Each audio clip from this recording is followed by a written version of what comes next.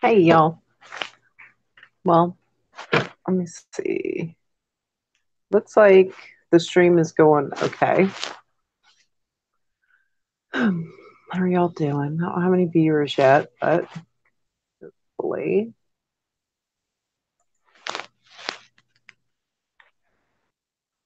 Let's see. Let's see what I can do here.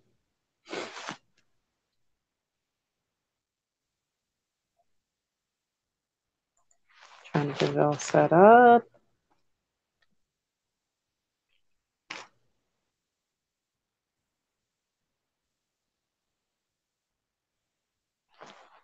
Hmm.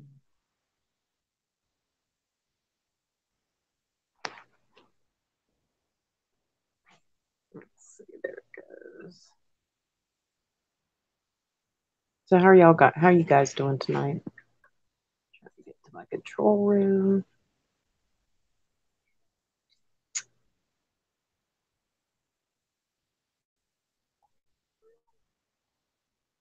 Trying to see. Yeah, y'all can still hear me. Let's see. It says my stream is strong.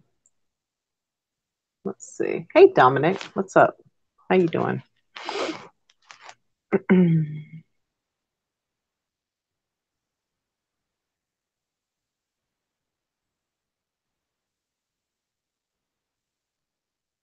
Trying to see.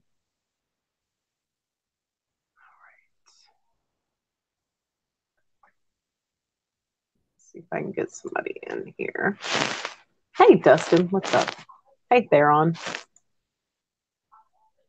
I was trying to find the email. Got it here somewhere. I'm glad you're doing well.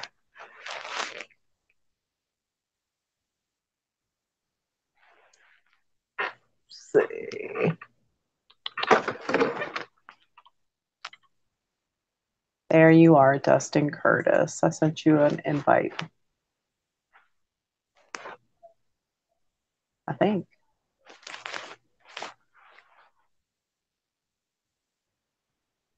Maybe I accidentally just aborted it. Like a weirdo. Let's see. If you get it twice, I apologize. Because I think I clicked out before I sent it the first time. All right, y'all. Hey, Creek Mary. Well, I've been spending, y'all. I've been spending the last week, trying to connect. Oh, cool, he got it. But I've been spending this last week trying to connect with the creator, and I've realized some stuff.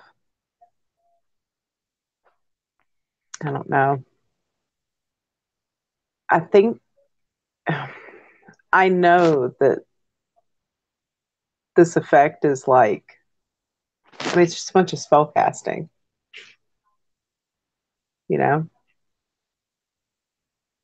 The changes to the perceived changes to reality is a spell. And I think that there are some of us that have a really like a closeness to God, like people that He has sought out. And this effect is like something you can get caught up in. And for some people, it does the trick. Like for some people, they're like, ooh, there's something wrong with reality. Let me turn to our Father in heaven. But not everybody does that, you know? Dominic says he's going to write down his flip flop experiences. Those are always weird. Hey, what's up? What's going on? Can you hear me okay? Yeah. Ooh, I like that. I like your background photo. Oh yeah, that's is that Audrey Hepburn. Yeah. There were a couple of ladies that I hang out with that were Audrey Hepburn for Christmas. I mean, for Christmas. What's the difference? Halloween. So it's kind of cute.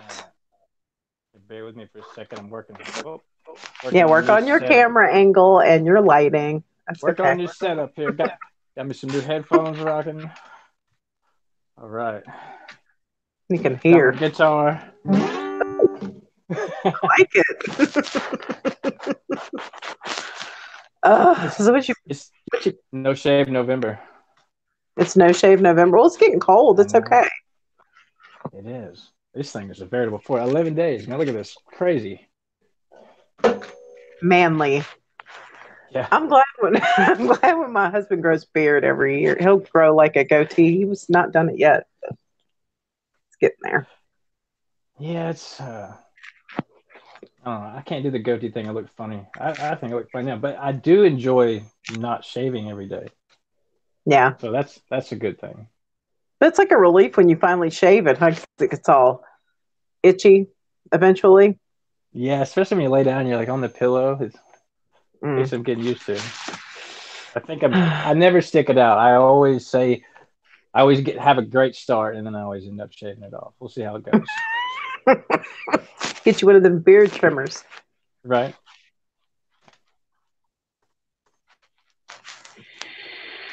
Oh my God, he thinks you look like Chris Watts. Who's Scott that? Balo's like, it looks like that guy that murdered his wife and kids. He's talking about Chris Watts. Thanks, Scott. Thanks, Scott. That's awesome. Hey, Minerva's owl. Oh, hey, Aunt Andrea. Minerva's owl. Why'd you pick that name? Just out of curiosity. Every time I see, those owls are like so popular in the store. Every time I see it, me and my daughter look at each other and go, Moloch. I don't understand that. But Mm-mm. Creep. I'm a creep. oh,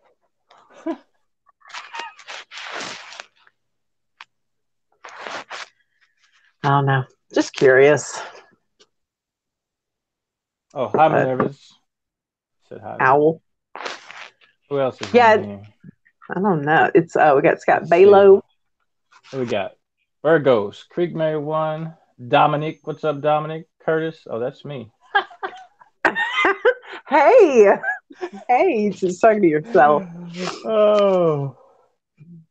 Who else? Nobleness D. Scotty. Theron. Nobleness. What's up, my friend? What have you been up to? Where's Svetlana? I haven't seen her around lately.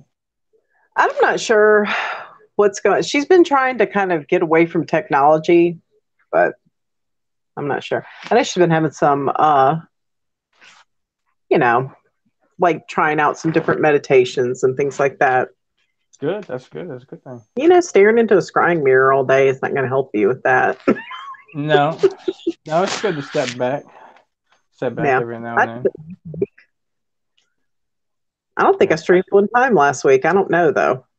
I Did may you? have done. I go through waves. I guess everyone does. Yeah. But you know, I don't know. Does anybody know Digital Intel? Remember I Digital Intel from his show? to him. Yeah, I used to go on a show with him a lot, and he cut all comms. He dropped out of social media. He just got off Twitter. I mean, everything just completely went dark. Maybe he had a good reason why he was doing it. It was sort of the same kind of deal, spiritual, meditative kind of thing. And it was funny because both of you guys contacted me. He just contacted me today too, and so he was back on Hangouts, and he's been. I told him about a couple of these guys that I like to read, Tom Campbell and Alan Watts, and Yeah. so he told me he's been studying some of their stuff. I wanted to talk to me a little bit about. He had some questions and stuff, That's which is cool. funny because I'm actually it's synchronicities are crazy because I'm actually teaching a class right now at the VA on Wednesdays about meditative, lucid dreaming stuff, that kind of stuff. So it all hit me all at kind of the same time, which I thought was pretty interesting. Yeah. Yeah, I So how love you Alan been? Watts too. Nervous Al said, yeah, she loves Alan Watts. Yeah, I love Alan Watts, man. That's some good. If you can't get a book or whatever, just YouTube search Alan Watts, and he is a wealth of knowledge. I mean, just hours and hours and hours of lectures, and they're awesome. Yeah, they really are. And it's interesting, like if you listen to enough of them, because they have the lectures on YouTube, they have tons of them.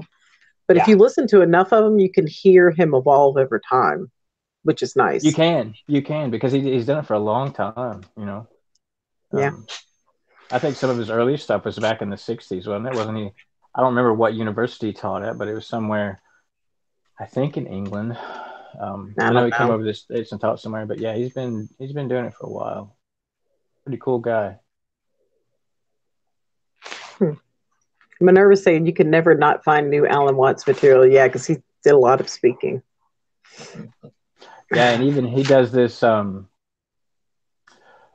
put together like, what do they call it? Like a dubstep, but it's like a chill step.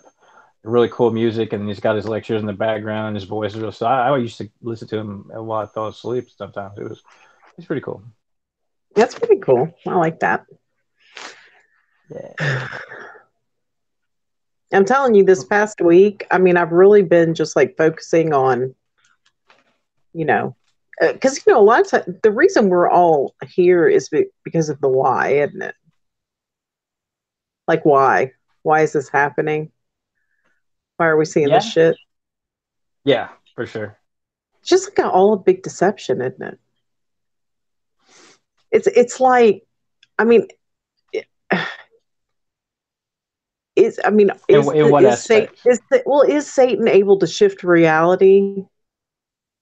Does this is it like a holographic overglaze over the real world? I would first have to ask you to define Satan for me. Well, for me, Satan is a real entity. Hmm. That's what I think. That's what I believe. I was raised to believe that. I was raised to believe that Jesus and Satan were twinsies, that they were twins, which I don't know. I mean, I don't know is the thing. What do you think? What's your definition of Satan? The I literal think he said, definition yeah, I think he's the first creation. of Satan, I think, means to oppose. It just means to oppose. To, Um, I think, for lack of a better word or layman's terms, Satan is the necessary evil because we live in a dualistic universe. And I believe the reason we live in a dualistic universe is because you, you need both sides. I think, well, first let's start with, I think the what we're in, it's, yes, it's a deception. Yes, it's an illusion at the same time, or a dream, whatever you want to call it, a simulation. But we come here for a reason, I believe, and the reason is to learn. Um, I think the reason is to learn things that we can't learn in the presence of God's or source, or insert your name for it here. I call it God's source. yeah, The light, the God, the source that we're all a part of. We can't learn what it is, what that really is, or to appreciate that, or to be able to enjoy and respect that until we experience what is the opposite of that. And we can't experience the opposite of that in the presence of his love and peace and light, because it doesn't exist. But if that's all we right. ever knew, then we would have no contrast. And therein lies the need for a dualistic simulation, reality, deception, material earth. So we can come down here in material form, in solid matter form, and basically be To maybe to tested, enjoy experiencing time. enjoy experience time, and to go through the trials and tribulations that we go through here, because and that in therein makes Satan, or the opposition, makes that a necessary evil, because without that, we can't learn. Without evil there's no good. Without good there's no evil. There has to be something to contrast, or it's all just. Do you understand what I'm kind of? That's my Yeah. kind of take on it. I don't know if anybody else. I'm starting to call this place the Job test. Exactly. Yeah. And that's the thing. I think that Satan is a misunderstood character. I think he's very misunderstood. Right. I think that people like the people who raised me tried to paint him in a good light, Satan. like as a misunderstood character, like, oh, it's really the opposite. But really whatever they tell you is the opposite. That's the way it works. Yeah. But it's just, if you read the book of Job, it starts off with God and the devil having a conversation. A I don't a I a don't think they hate each civil conversation. other. And it is. They're having a civil conversation. They're in the same place. They're having a conversation over man, and yeah. So I kind of agree with you there because it's not. They're not fighting. They're both looking down on man, and one saying we will do something, the other one saying we won't, and they tested Job, and Job had more. Whatever he had more gumption than I would have had. I promise you that because they they did a I number on don't old know. I think Job. a lot of you've been through it, haven't you? I've been through some stuff. Yeah, I And definitely see, so have. have I. But do I Yeah, still love God? Yeah, I do. yeah, and that's the point. And I think that's why we're here. And I think that we're not only here once. I think we come back. I think if we don't, it's like a school almost. You start in kindergarten and one day you graduate. Sometimes you got to repeat a grade. Sometimes you don't. But when you learn what you're here to learn, and I've also maybe started to kind of think that the people that have the hardest lives, that go through the most, and I think you've probably heard me say this before, are the the ones that are almost done. We're the ones that are about to graduate because we're really getting the pressure. They're tested and tested. Sometimes, man, for the past couple of years, my life's been really relaxed, and I've kind of settled down. Everything's kind of going okay. But for a while, man, I wake up every day and just be like, what else is going to happen? Like, it just one thing after the other. After the other. It was like a test. I swear to God, like it was a Truman Show. Like, there's somebody up there taking bets, looking down on just when I'm going to break, because it seemed like no matter what I did, there was just more stuff thrown on and on. But those are our tests, and it's anybody can love God and do good and promote love and joy when that's all they know, when their life is good and they have a cushy job and a nice house and all the money. It's a little bit different story when you know you're broken down and you're at rock bottom. That's the test, man. Anybody can do good when things are going good, but the test of a person is, who are you when shit hits the fan, when the veritable shit hits the fan, who are you then? That's who you are. And I think the ones that pass that test are probably closer to getting to the goal than the ones who haven't experienced that kind of stuff yet and don't really know what that's about. Yeah. That's Because really, I've seen that. Like, when I was in prison, sometimes, I mean, there are a lot of people that get jailhouse religion or whatever, but there are mm, some people who just really, I mean, you really see them. I mean, yeah, it's some of the most evil stuff you've ever imagined in your life. Just yeah, can't even believe you're seeing. I mean, there's still things that I can't even tell my family, that I mm-hmm. experienced in that place, that I saw. Horrifying, you know. Yeah, the kind of stuff that even if you told them, you really couldn't. I What just almost can't. I can't you speak can't of it really. describe it to make it. You can't put in words the feeling that you have when you're in that position. Well, and you Not certainly can't tell them while you're in there, because I mean that really freaks no, them out. And I think that's why I just never even. yeah, no, I just didn't.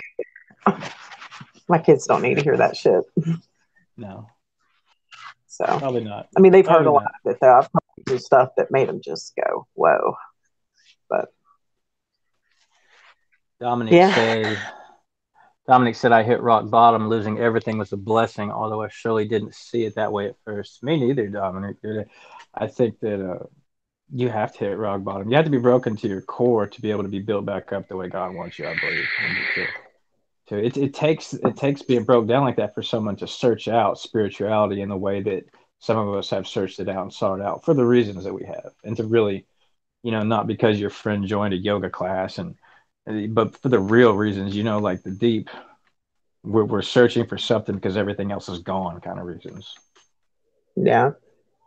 Yeah. Nobleness is saying God and Satan are not equal and opposite. God is all, had no beginning. Satan was created. I agree with that. I mean, Yeah, I don't think they're equal. I don't want anybody to think that. I agree It's with that. I definitely, agree with that too. Yeah. it is creation though. I Yeah. mean, so are I the don't think angels and they're they turn. equal. I don't think they're equal. Mm-mm. I just think he's kind of a necessary evil right now for us to learn what we need to learn. Yeah. I think he was created for a purpose. Yeah. Oh, it So, has to be. If you believe what I believe in, everything, there are no coincidences or accidents. Everything happens mm-mm. for a reason. It's all happening the way God wants it to. And we're all learning. We're all exactly where we're supposed to be. Isn't that great? Isn't that a great feeling? Like we're all exactly where we're supposed to be, It is you like, know? and especially like if you sit there and just lean on him constantly, just like with this Yeah. last job, I went in the bathroom and I was like, I can't do this anymore. I need a new job tomorrow. And I got it. He gave it to me. And these people are Nice. fantastic, really nice Nice. people, understanding. It's a good place to work, good work environment. But, you know, like Yeah, if that's you're cool. suffering, I mean, if you cry, he will put an end to it if you're really walking with him, you know? Yeah. Faith. Faith, the faith, faith, the faith, the faith. Get your guitar. Uh, I don't know. Do you think that talking, like, channels that all they do is talk about effects, like, oh, I saw this, I saw that. I've done it. I'm guilty. I didn't like ever yeah. dedicate a video to it, but I'm like, have y'all seen this? Do you think Yeah, I that's love smart? the Mandela effects. It's a fun hobby. It's a great tool for waking people. It's what woke me up to a lot of stuff, man. I loved it, but it's a means to an end. It's not. Don't get stuck there. That's the beginning. Yeah, Keep digging. The rabbit hole is deep. it's very deep. I think a lot of Yeah. people that see the reason behind it, like the real reason, are like ones that like didn't trust anything anyway. I was always like that. I always questioned authority. I was always like, no, I don't Yeah. know. Yeah. I think. Yeah, I've been the same way. Most of the people are. They have that uh, anti-authoritarian mindset. That. Yeah.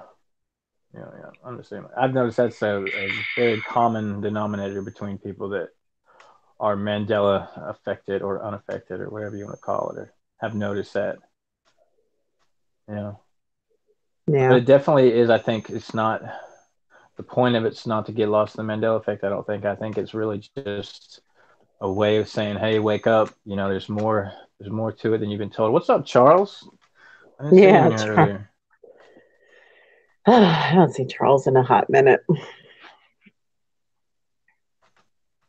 What's he That's some saying? good stuff. They say leave it. Yeah, Charles is very knowledgeable, man. I read his Hmm. stuff all the time. He puts some good videos out. I see him all the time on Jason Christopher's channel over there. Oh, really? Yeah. I don't watch Jason Christopher. I mean, I do. I like him, but it's like I can take him in small doses. He's a little hyper for me. He gets hyper. He gets hyper. He's hyper. I'm a little. I mean, I just want to relax. Like I'm too laid back. I don't know. Yeah. I don't know if you can be too laid back. I'm pretty laid back too. I have to be hyper all day. I don't want to be hyper in my downtime. I forgot what you did. What do you do at work? Right now I'm a saute chef at a restaurant. Nice. Cooking it up. Yep, using that art degree. There you go. I was working for a jeweler. I mean, and I've done that on and off for years, and it just was so horrible. I couldn't stand it. And I was like, you know what? I'd rather cook food than do this. Money's about the same, Yeah. you know. My level of experience, I mean, the money was about the same. It was a little bit of a pay cut because I don't get commissions anymore, Yeah. but we can deal with it. I mean, we can eat. So what? Yes. I think I would enjoy cooking more than selling jewelry, probably.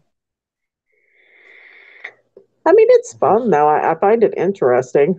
But in the Jewelry or end, cooking? the jewelry, I mean, I love it. I think it's interesting, but in the end, it's a forbidden knowledge, isn't it? Yeah, it's kind of. It I is. think for me, I would enjoy the more expressiveness of being able to cook and do different stuff. And it Yeah. depends on where you work, how much you can express yourself with cooking, but it still would be more than I think the jewelry end of it for me because I'm kind of creative. I have to have a creative outlet or I'll go absolutely crazy. I have to be Well, I painting or mean, playing in the jewelry guitar. business, you create pieces of jewelry all the time, you Yeah, know? but I mean, I didn't. Were you? That would be cool. I would love to do that, but just selling it, like just being on the floor in the malls to selling stock jewelry Oh, yeah, seems. that's horrible. I've done that. It's Yeah, boring. no You know, creative having jewelry. people there. That would be amazing. Yeah, when you work for like a private jeweler, a lot of times people will be like, I have this antique piece, I want to incorporate it in something, or they'll come in and have an idea and you sit there and do sketches and you work with a caster. That's fun to me. We even had like we could do like 3D renderings and you put this thing on your cell phone and it would make like a hologram of what their ring was going to look like. What? That's Yeah, cool. it's really cool. That's But really cool. yeah, they got all kinds of stuff. And you could even like give them the story of their ring. They would sit there and film themselves making the ring and you get all these little clips. So they get to have like a video presentation of how their ring was made. And I don't know. It was fun. But dude, Yeah. no, I don't saute Haas avocados. Hot avocado is nasty, I think. I don't like it. It takes on a different flavor. It's like, ugh. I'm not big into the avocados. Oh man, I love avocado. Love it. Right now, I was a vegetarian for a while, a hot minute, and I've like flip flopped. Yeah, I do a lot of kind of dieting stuff that vegetarians never even wanted, but I probably could. I'm not a big vegetable It made eater. me sick. It Did made it? me sick. Like I was having, yes, I was having problems with my teeth.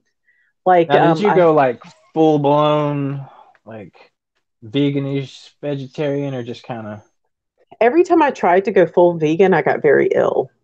yeah? And then when I was a vegetarian, I felt like my teeth. I was having like more issues with like cavities, like fillings failing. Like I would get a Mm. cavity on the edge of a filling and have to get it redone. That kind of stuff. And then I was developing allergies to like nightshade plants and just all kinds of stuff. You need more Just breaking fluoride in your out. water. That's what it is. There's more fluoride in the water. No, fuck fluoride. No, I have a alkaline water machine. Do you? Is it through your whole house or is it? Oh, that's awesome.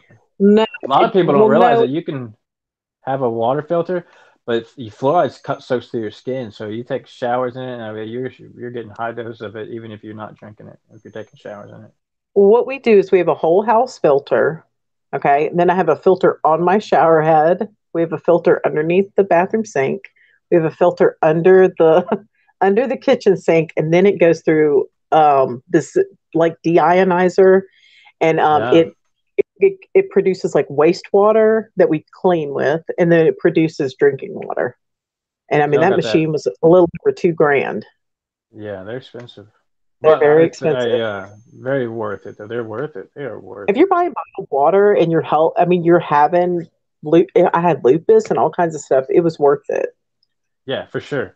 If you think about it, I mean, So your body is 70-80% water. I don't know the exact number, but you're mostly water. So water is it's important. look at nobleness. He made me a hashtag. Yep, that's right. Hashtag. That's what I think. Remember, you heard it here.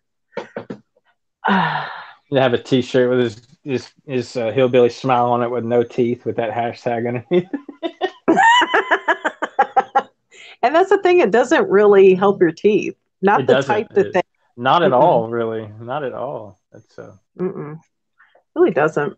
But it's just poisonous. And then the yep. floor they use is like a byproduct of some like Oh, manufacturing they were some. in cesspools from factories. This was just the remnants of their chemical process that they were using, and they had these pools of water that the state was making them get rid of, and they had to figure out what to do with it. And instead of paying to dump it, they charge people to put it in their water. I researched, it's horrible. The way fluoride got in the water is just horrible. I mean, it's horrible. Damn. I don't even people just they don't know. They don't know this stuff. And Mm-mm. I think I'm fortunate that I was in the army, and I got disabled, so I get a VA pension, Yeah. which allows me to have a lot more time off than most people. I don't have that 9 to 5 grind. I'm pretty comfortable with doing some carpentry jobs every now and then, and I'm pretty comfortable in that aspect. So I have a lot more time to devote to research and stuff, and trying different stuff. And so a lot of people just don't know because they don't, and that's the plan. That's the whole gig is they keep everybody so damn busy. Everybody's just trying to make it. They're trying to eat and pay their bills, take care of their kids. They ain't got time for that shit. They ain't got time to research fluoride. You know what I mean? Yeah. Most people are like, what? Fluoride? Get Yeah. out of my face. So Hey, that's Dark why Wolf. people Dark Wolf send me lots of hearts and kisses. and open mouth kisses looks like, dang girl. Oh, I am married, Dark Wolf. Yeah. He knows that. He's just messing around. He always does that. He's adorable, though. And his girl is freaking awesome. Love her. She's like one of those people like that could run a commune. All the Yeah. knowledge she has. Oh yeah, man. She knows everything like about nutrition and food and just all that stuff. She's really awesome. That's cool. That's cool. Have you been doing any kind of Hmm. meditative stuff or different new stuff or trying different? Oh yeah. I've been sitting Like there just trying to like I've been I've been messing around with like frequencies. And I can't binaural beats? yeah. And it Me seems too. like about 1200 hertz is where I need to be to like connect to God. That's my frequency, I think. 1200. About 1200 hertz. If I sit there and really sit there and intently pray and I listen to that like in my earbuds, I feel Ooh. like that I connect and I can get some, I feel peace, I feel good, you know. Yeah, I'll have to try to go that high. I haven't what I've been doing is if I'm going to meditate, I started at 4 hertz, and that's like the deepest kind of theta state before you go completely unconscious. Yeah. And I've had some pretty cool stuff happen at 4 hertz, and which that's the total opposite end of the spectrum of what you're trying to do. Like you're trying to get that higher being kind of, and they're different hertz do different things, which is so cool about the binaural beats. And that's that the Tom Campbell. I've been reading a lot of Tom Campbell stuff, and that's what he Ooh, goes Tom into a Campbell. lot. Oh, go if you don't, yeah. If I'm gonna write that anybody down. wants to research or learn about or just be entertained by somebody who knows almost everything, like the godfather of binaural beats. That he had worked. He was the first scientist at the Monroe Institute with Bob Monroe when they were doing their astral projection and binaural beats and lucid dreaming kind of projects. And the Monroe Institute still exists. Um, and Tom Campbell still he does the speaking circuit. So he's a physicist, a theoretical physicist, and also, but he does works a lot with consciousness, and he has some really cool theories on consciousness and theoretical physics, and how it kind of ties it all together, the esoteric and the science, and really cool dude, man, really cool. Yeah, that sounds cool. I like Yeah, that. Thomas Campbell, check him out for sure. Creek Mary's asking, have you tried making the ringing match higher hertz? Oh, like the That's tinnitus kind of thing? No, yeah. but that's interesting. See, and a lot of people, if you sit there and you can look on YouTube and it'll give you the sounds of the different hertz, Yeah, and mine is low, around 2 hertz. It's yeah, like a that's where I was. Radio well, I'm about 4, 3 to 4. Puts me in a real good meditation. I can get a great meditation out of that. If I want to lucid dream, that's actually why I bought these headphones. I'll put it at right about 7, 5.3 to 7 hertz, and start my meditation, and then transit kind of into almost where I'm asleep, and I can have these really cool lucid dreams where I'm awake in my dream, and I can manifest things and fly and do all kind of. I've had some cool. I actually the last time I did that at 5.3 hertz, I had a dream. Uh, I for lack of a better word, I don't sound like a nut here, but we're all kind of crazy. But well, it was it was Perceived as crazy. yeah. I feel like I dreamed not like a the future. I dreamed something, and the next day it happened, which was nothing like that's ever happened to me like that before. And I've been working on this lucid dreaming and meditative stuff for a while now, not too terribly long, a couple of years. And I've had some just good meditation stuff, but and some cool lucid dreams. But as far as dreaming something and then it actually happening, and to manifest that fast, and that started when I started doing the binaural beats mixed with the meditation, because you get your mind that focus state and you start learning how to manifest in your lucid dreams. And it was almost like, and I can't explain it. These are just my thoughts, my theories. So nobody crucify me here. But um, I it was almost like I manifested what had happened. I was having this dream, and at 5.3 hertz, I fell asleep and I dreamed that it was storming outside, and there were a UFO was coming down. A UFO didn't come down the next day. That wasn't the forge. Yeah. But I dreamed a UFO was coming down. It was storming, and this person that I hadn't seen in about 5 years came into my dream, and it was somebody that used to work for me before I moved here. It was so he doesn't even live here. Well, he does, but I didn't know. I hadn't talked to him or thought about him. And so I'm having this Yeah. dream, and in my dream, this guy comes to my house, and during these storms, and it's like the end of the world type deal. The alien invasion is coming down, and storming, tornadoes, and he's like, "I have to borrow your truck. I need to go pick up my dad. I live on the lake." He's like, and I have to pick up my dad. He lives on the other side of the lake, and then I'll bring him back, and I need to go get him. Can I borrow your truck? And so his name is Steven. My friend's name is Steven. And so I let Steven take my truck and borrow it in my dream. And he came back with his dad. And in my dream, his dad lived on the other side of the lake where I live. And I woke up and I didn't think too much about it. I thought it was odd that I dreamed about him, because I hadn't, like I said, I hadn't heard from the guy in like 5 years. Thought about him. Yeah. And I'll be damned if the next day I was walking out of Lowe's. And who's walking in, coming in as I'm walking out is this dude. And I'm like, whoa. Oh my I goodness. see him and he sees me. He's like, "Hey, what's going on?" I'm like, "Man, what are you doing?" He moved here and he was doing some work, and I asked him where he was living. He's like, "Oh, my dad has a house on the lake. I've just been staying there and doing some work around town." And I was like, "Your dad has a house on this lake, Lake Hamilton?" He said, "Yeah, right there." I was like, I didn't tell him because I didn't want to sound like a weirdo. But I got to thinking, I was like, wow. I mean, in my dream, he borrowed my truck to go pick up his dad, who lived on the other side of the lake, and that's exactly where he was Oh my staying.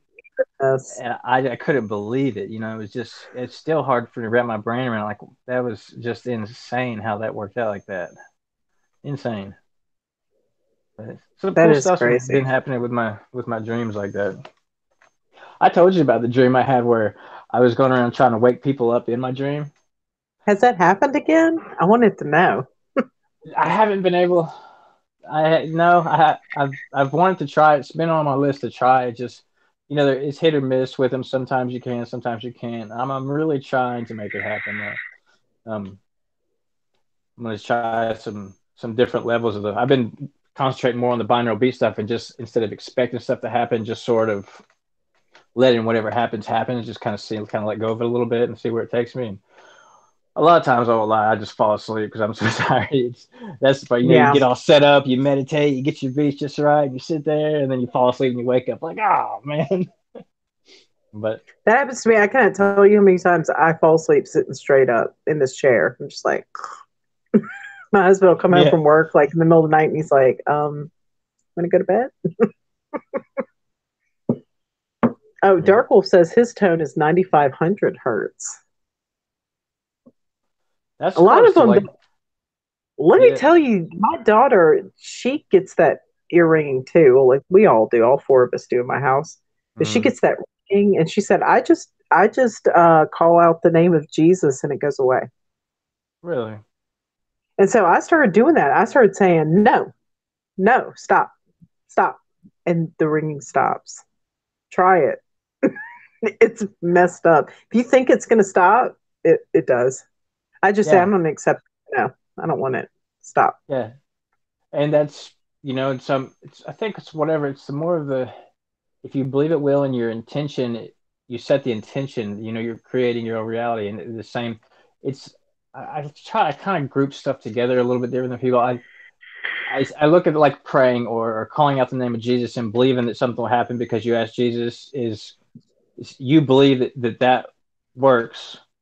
And I mean, I believe that works too, but I believe it's the power of the mind and the intent along, or I don't know what I'm trying to say, So you don't because think I do. Jesus is helping you? You think it's just No, like because you believe it? I'm unsure. Do you I'm believe not in sure. Jesus? I want to know. It's okay if you don't. I'm just curious. I believe in Jesus. I'm not sure I'm sold on the whole story yet. No, I'm not. Um, I'm not but I, sold on the time frame of it either. yeah, I'm not either. So, I think that there have been a few prophets that have come down throughout the times and told people, and he was one of them. And I think what I tend to try to believe, because well, let me back up when I say believe. I try not to believe much of anything anymore.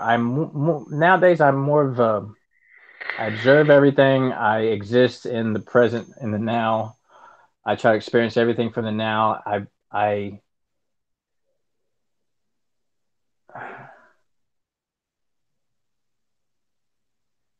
I guess I'm just still searching. I want to keep an open mind about everything because nobody knows the answers. And so before, I don't put yeah, my beliefs wholeheartedly really into anything, except I believe wholeheartedly that there's a God, there's a source. I believe yeah, that the way back to him, or back home, I call it home, some people call it heaven, home, source. The way back is through love, and only through love. Um, and it can be Jesus' love for man, or if you can ascend past that level where you can love each other as Jesus loved you, or it's based in love. It's all make yeah, your decisions in love, be a good moral person. I don't believe that if you don't believe that Jesus died on the cross and came back in 3 days, and you don't go to church and have communion and all that stuff and get baptized, that you're going to go to hell. I don't believe that at all. I think that there's different ways. More, I think if you're a good moral person that's with love in their heart, I think that you're going to be all right. I believe that. yeah, I don't. I have some reservations of believing that a yeah, all loving, all encompassing, all forgiving God is going to damn the majority of the souls on earth to an eternal hell because their dogma was wrong. You know what I mean? yeah. I I see what you're I've saying. I have friends that are Catholic and they're great people. I have friends that are Jewish and they're great people. I have friends that are Buddhist. These are I just can't. It's hard for me to wrap my brain around each of those people going to hell for eternity because of a dogma stipulation. Well, you Yeah, didn't, you know, yeah, you're a great person. You taught your kids love, and you did things to help the world, not because you thought it was going to get you places, but just because you were a good person, and you were a moral person. You did the right thing, but you didn't believe in this guy. And it's like, I don't know, man. I don't know. It's just kind of nobleness hard for says me to. he says don't believe like because there's lie in the middle of believe. He's like don't Right? believe. No. No. Yeah, I agree with that. Or Yeah. know that you don't know. It's okay to know that you don't know. I know that I don't know. I know that I want to know and that I don't know, and that I'm not going to say that I know because no one would believe me anyway. Who knows? So I respect everybody's beliefs and opinions, and I really think that if you approach everything, it's all choices. Yeah. We go through life every day. And every day we're faced with choices. And I think our job is to learn how to make each one of those choices based on love and forgiveness and peace. And if we do that, you really can't go wrong. Uh, so I don't think dogma stipulates that too much. Whether you're a Buddhist or a Christian or a Catholic or a Jew, I still, as long as you're doing those things, I think that my heart tells me that you're probably okay. Yeah. No, no, I practiced Buddhism for a while in high school. And when I was in high school, when I was around 15, a friend of mine, her mom owned a hair salon. And she owned it. It was in their home, and it was like there was like this little top floor that had a couple rooms, and that's where she had her salon. And downstairs, she had like pool table and all kinds of stuff. I mean, we used to hang out there. Yeah. And then later, she had a shop, and it was like a t-shirt shop. Plus, it was the hair salon, and I mean, she had like pool table and Y'all had all the that spot. bullshit. Man, it was great. But she was a Buddhist. That's cool. And she held Buddhism meetings at her house. She practiced Ganyo. It's like Nichiren Daishonen's Buddhism. And I mean, I was into it. I loved it. I mean, I felt really peaceful. We were meditating constantly. Mm-hmm. So I liked it. But, in the end, I mean, I walked away. My best friend never did. He's still a Buddhist. But, I mean, he's now at this time saying, man, I think everything in this Bible is correct. He's like, I think these stories are true. I think a lot of he's them like, are. Yeah, I think a lot of them are correct. So, I don't know. But he's starting to say, yeah, I think there were fallen angels. He's like, I think you're right. So, but I never sat there and said, you're wrong. I'm not doing that. Yeah, no, because I also think that it's different strokes for different folks. Everybody's different. Everybody's got their own journey. I mean, who am I to tell you? And that's I mean, what it is. And this moment is what's supposed to happen, so something can happen later. I mean, I don't know. Yeah. It's also you want to make God laugh, tell him your plans. We don't know what's going to happen. Exactly. Yeah. There's I had plans one time. Yeah. They did not work out. They did not work out the way they were supposed to. So, but they did. See, isn't that thing? They did. Yeah. I wouldn't. Eventually, it does. It did, and that's the whole point, man. It's I wouldn't change any of the stuff that I've been through, went through, because it's it makes you who you are. And a lot of times when I tell people like that, my prison stories, they're like, "Man, you just didn't belong in there." I'm like, "Yeah, I did." Yeah, I wouldn't change it. Sometimes you need a timeout, Martha. I got my timeout for 2.5 years. Sometimes you got to sit in timeout. It was a long one. It happens, man. It was just so crazy too, because it's like, I don't know, just got the book thrown at me. I got the max. Got the max sentence, max fine. Were you doing the culinary stuff before you went in? Yeah, some of the first jobs I had were in the restaurant industry. I mean, being from New Orleans, I was a bartender at 18. Yeah. So I went to bartending school. Yeah, I went to bartending school as soon as I hit 18. Earned my living that way for many years. And then, I just did tons of catering. That's how I got into cooking. Well, I bet you were making some good spreads in jail. Oh God! If you knew all the ramen noodle meals I've made. Mm-hmm. Oh yeah. We used to make this crazy casserole with the ramen noodles. We would sit there and cook the hell out of them. I would sit there and take Cheetos and like crush them up and like make them and mix them with cheese, like that canned cheese or whatever, and make them into like a crust. Oh yeah. And then I'd put ramen noodles and I'd layer stuff in there. It was crazy. It's so bad, but it's so good. And it was so bad though.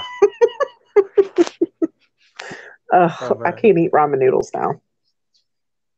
Yeah. What My friends are like, what's let's get a ramen night. And I'm like, no, let's not. Mm-mm. Krieg Mary says she's been fighting her temper the past few days. Scotty too. Really? What's been making you angry, Krieg Mary? Yeah. What's going on with you, Creek? I've been It, really good with anger here lately. I think a lot of that whole just living in the present kind of thing I was talking about. Just you know the future doesn't exist. It's in your head. The past is just memories you have. Nothing exists except for just right now. And if you try to live in that moment in the way that was easiest for me to start kind of incorporating that into my life and actually practicing it, what like if I'm in traffic, you yeah. know, that's when a lot of people get angry in traffic. You know, it's people's ticks. I always digress with, but I always thought it was funny people acted the same way at the grocery store with their shopping carts as they did in traffic. Could you imagine going to the grocery store and people acted the same way they did when they were in their cars in rush hour traffic, like just flipping each other off and people don't act like that unless they're wrapped in that, you know, in the shell. You know, like, why? Why do we do that? You know, that's crazy to me. You know, think about that. You wouldn't No, do that. You wouldn't do that at Kroger's. no, you wouldn't do that at the Kroger, that's for sure. Nobleness wants to know if I made fruit wine in a bag. No, I didn't. We Hiding weren't until it allowed to drained. have fruit. We were That's not old school allowed to have gangster. fruit. Yeah. But yeah, no fruit. They serve no fruit at the prison Yeah, we because of didn't get any that, fruit. because people make shit out of it. If you were caught bringing like rolls or something to ferment things, I mean, you got written up. I mean, they sat there and took away your commissary and stuff. And like now, I make sure I eat a piece of fruit every day because I didn't have fruit for 2.5 years. So no, they wouldn't even let you have dried fruit because you could, you can Toilet reconstitute wine. it. Yeah, no, no toilet wine. Mm-mm. My favorite prison thing is there was some skit I saw, and the guy was like, "You sit down, pee," talking to his cellmate because the toilet's right there. Yeah. But yeah, Mm. sit down, pee. Nobleness And said disconnect in cars just like disconnect online now. Yeah, it is. I mean, it's the same thing, you know. yeah, You feel safe in the car just like you feel safe behind your computer screen. Oh, what I was going to say about the anger thing is the way I practice that in my incorporate it in my daily life is I try to picture myself kind of standing behind myself and just watching everything come by, and you know all the choices and all the things that either you know make you happy, sad, and all the things that you normally would attach emotion to, and kind of make a buffer. When I picture myself a little bit behind myself and I put that imaginary buffer there, so when things come in, there's this kind of a buffer where I can notice the thing happening and then decide not to attach emotion to it. You know, if I want, like if it's my daughter coming up to give me a hug or doing something that makes me joyful or happy, then I accept that emotion and I express that. But if I'm in traffic and somebody cuts me off and flips me off, that gives me that split second to catch that emotion in the moment and just let it go, you know, because don't attach emotion to that action because it doesn't help anything. And it's no, once you start practicing that, you know, and you get better and better, just letting stuff just roll off you, that because you realize that this is why we're here, we're all experiencing it, and pretty much you get to the point where you say, okay, this is what's happening now, interesting, you know, and you kind of watch it from more of a third person point of view and analyze stuff a little bit differently, and it's that's what's helped me kind of get a handle on being angry or jealous or glutton or any of the emotions, you know, that we don't like, we're trying to work on. um, my hardest one to work through is the idea of possession. That things belong to me. yeah, Like that's mine. Don't touch that. That kind of thing. Like that's my property. That kind of thing. yeah, So I'm really that's a I've hard one got for anybody, probably. Yeah, I would say yeah, so. I've worked on it a lot, but not that long ago somebody parked in my driveway and I flipped out on that girl. I mean, flipped out on her. Like, who does that? And Why was that she? happens to me. Why was she in there? I don't know. And it happens all the time. And I think it happens just to aggravate me, you know? I don't know. It probably once it stops aggravating you, wouldn't that be funny if it just didn't happen anymore? The next time it happens, That's what I'm thinking. just be totally cool about it and see what happens. Oh yeah, go ahead. See, I tried that. I told the neighbor, I was like, oh, you can, I was like, you can park on our bricks because we have a driveway and then some bricks, and then it's the neighbor's driveway. And they always have people from out of town. I was like, yeah, you can park there. But then I think they had a party like a few doors down, and one of them actually parked in my driveway. And I was Oh just like no. livid, like Yeah. literally, Well, like, it's ew. rude, you know, if they're blocking you. I mean, Yeah, that's you parking on the driveway. That's rude. People should know better, you know. But they I might, you shouldn't know, have freaked out though. it's a test. It's one of those choices. Are you making that choice in love and compassion, or are you making it's a choice. One of those choices I was talking about. Yeah, Have them it's a a choice. thousand of them a day. Creek Mary said, "Chubby behavior is anonymous in the city too. I changed when I had to walk into the store behind the old farmer neighbor lady that I just flipped off." Oh, That's awesome. I had this almost the same thing happened to me. It was years ago when I was a lot younger. I was uh, right after I got out of the army. I was doing the mixed martial arts classes, more for just like the workout aspect of it, just to stay healthy. It was something fun to do. I would go to these classes and do mixed martial arts in the evening sometimes. And it was my first lesson at a new class, and I was late to the class. And I was stuck in the traffic, and I was trying to get there. And I was stuck behind this old dude, and he would not go. And I was tailgating him like halfway to where I had to go, and he turned into the same place I turned into, and it was the damn instructor. And I was just like, oh, I didn't go. I went somewhere else. But it was the mixed martial arts instructor. I was like, great. Now I'm gonna have to go in here and fight this guy. Oh my goodness. Ah, So that's I found it horrible. different. It was, but then it just goes to show you, like she said, you know, stuff like that kind of calms you down a little bit because you never know. Yeah, you just You don't never know. know. Never Can't know. take stuff so serious. You know, you think you're late, you're sitting in traffic, and you're all pissed off, but there's a reason. There's a reason you're going slow. You could maybe need to be late or be where you're at. I mean, you're supposed to be where you're at when you're there, so Yeah, see, relax and traveling for work is a very big source of anxiety for me. And what I did is I put a old school GPS in my car, and I just track the route every day, and it tells me my arrival time. So then I'm not like worried. Even if I'm in traffic, I can look at it and say, "Ah, I got 20 minutes to be there. It'll be all right." Instead of getting upset. yeah. Sorry, I I've was never trying to seen read I've the never chat. seen Emily in the stream before. She's new. Hi, Emily. Uh, she said she wants to know what your YouTube is. My YouTube? Yeah. That's Dustin Curtis. I don't have any content.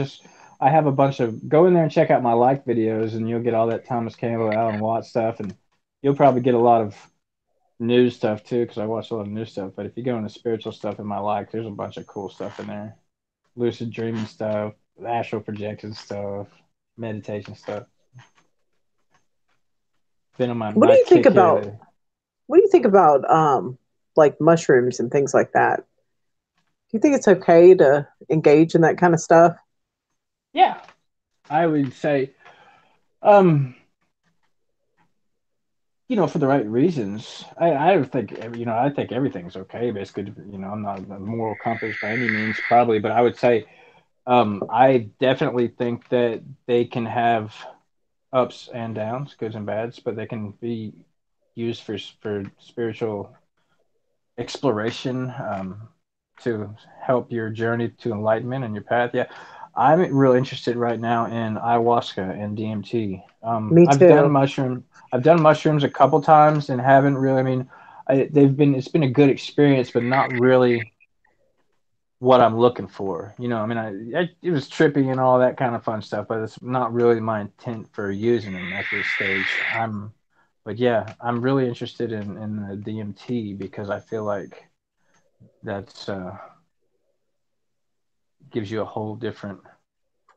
You just come back from a different. People say you're just a different person. You have a different. You didn't break through. No, maybe not on the mushrooms. I tell you what, I did break through on, Emily. Um, Anybody that has tried this, it's salvia. Does anybody else heard of salvia? Heard of salvia more? It's No, what a. is that? It's kind of like peyote. It's only grown. It only grows in one place. It's in like South America and the Amazon and like Colombia and What is it, a vine or? it's a plant. It's a leaf, um, and they crush it up and just make it. You smoke it. Not salvia. Yes, Is it grown in the Middle East? no, it's grown in South America. Okay, so it's not those leaves that they chew in the Middle East. No, Oh, I no, forgot what that stuff's called, but I don't know either. it's some kind of tree, and it's taken over like farmlands. I mean, people are like not farming food; they're farming that stuff. Whatever it Huh? is, it's some kind of small tree that they harvest the leaves, and it's It's a little hallucinogenic. So, Creek Emily Mary said said it's salvia. a type of sage, the salvia. Oh, okay. It's I kind of love yeah. sage. It's a herb. Yeah, it's a herb. The Yeah, salvia was the most. I'm sorry. Go ahead, mother. no, Emily's like, meditate alone in a closet for an hour. Yes. Get you some For any. deprivation. Yeah, that's good. I'll Hell meditate. yeah. I'll meditate anywhere now. So you get to a point where you can meditate anywhere. Have you ever driven down the road and then kind of just woken up and you're like, oh my God, I've missed the last 5 miles of this trip. You kind of go on autopilot and get in your thoughts. And you know what I'm talking about? And you wake up and you're like, oh shit, you come back into reality. Have you ever done that? I don't do that, but my husband does that when we're on trips. He'll be like, That's wait a a, second. I'm like, Joseph, you need to just get out of your head. We're driving. We have little kids in the car. yeah, but that's the meditation, it's, you're somewhere else. You're in your headspace, and you can learn how to do it anywhere. But that Yeah. closet, any place is great. I'm all for meditating anywhere, anyhow. I believe it really helps you in a lot of different aspects of your life. And to go back to the salvia for just a second, because she said, I bet that freaked you out. The salvia, and I don't know if you can. My boss did salvia once and woke up naked in his backyard in the snow with his dog. Oh my goodness. Are you talking about this channel, Emily? Yeah, I have no clue what I was recommending for me. I was looking for advice on corporate ventures. Huh. that's weird. Cool. I'm glad you found it. Yeah, we talk about all kind of cool stuff. Well, yeah, because Um, I don't hashtag anything though. Like I don't, I don't attach you're any right where hashtags. So you're right where you're supposed to be, Emily. We all are. yeah, But the Sherry D salvia, and somebody else was saying it's cat. That's the stuff they grow in the Middle East. okay. KHAT. KH, yeah, I'm gonna Google that in a minute. Oh, Um, it's destroying like some places. Like people, that's all they do. They just sit there and chew leaves all day. oh, so it's like It's opium messed was up. in China long ago, the Chinese Oh opium yeah. epidemic. Well, salvia is a little bit different, and that's what I think. Like cybacillin, DMT, salvia, that kind of stuff. You're not going to get addicted to doing ayahuasca or DMT. That experience is so, and you don't. It's not something you can just sit and do every day because it's an intense. You have to prepare for you. I mean, it's an experience. The salvia is the same way. Um, you can't you know you won't meet anybody addicted to salvia that's during their life because they're just doing it all the time. It's one of those things. What it's taken me further into into the abyss, into the universe, and any kind of meditative or any kind of mushrooms I ever did or anything. I completely went out of my body on salvia before I even set the pipe down. Like it I wasn't expecting it at all. It was not because you get some mushrooms, you eat them, and you're like, oh yeah, I'm kind of see some stuff, and it's not. You're aware though. You're still there Yeah. and aware of everything. This stuff, man. I was sitting in my living room and I hit this stuff and I saw this. this black hole opened up in my TV. And I was sitting there watching it, and I was like, that is interesting. This stuff is really good. And well, the thing is, this black hole, it was growing. It got bigger and Oh, bigger, and it was swallowing everything in my living room. It was spinning around. I'm like, all right, relax. I was trying to keep, you're tripping right now. You're doing this stuff. I'm gonna know I'm tripping because when the black hole gets to me, I won't go anywhere because I'm here and this is real. So I'm not going to get sucked up in the black hole. Obviously, I had that amount of mindfulness to me that I could realize, okay, that was my thinking while I was in this situation, was once this thing gets to me, this is all going to kind of calm down because it's going to get to me, and I'm gonna still be here, and I realize it's just a nope. Here I go spinning through this black hole, man. It sucked me through the black hole, and I was like, hold on, dear hats, because this shit is getting real. Um, and I ended up in space, and it was the weirdest feeling, and very, very real. And it was very scary. I remember. And I just remember being all alone, and I was floating in space, and I watched my body digitize, kind of just fall away from me, starting at my feet into digital bits, just kind oh of my like a, goodness. yeah. And so I was a consciousness floating in space, and it was very peaceful, but it was very lonely. Is what I remember from experience. And um, first I was lonely but curious, and then I got anxious and scared because I realized that that was reality, and my life that I had been living was not reality. It was a temporary um, dream kind of simulation, and for lack of a better word, it's hard to explain, but that kind of deal, Yeah. that where the consciousness floating in space was reality, that I had been taken away from the earth and shown what reality really was. And I was scared, not because it was very peaceful and it was nice, and I felt love and all this stuff, but I felt my loneliness came from my family. Because I remembered I didn't know if I would ever be back, and that's when I kind of got sad when I started having those kind of feelings. Um, I felt myself shoot back down. I shot back down to earth.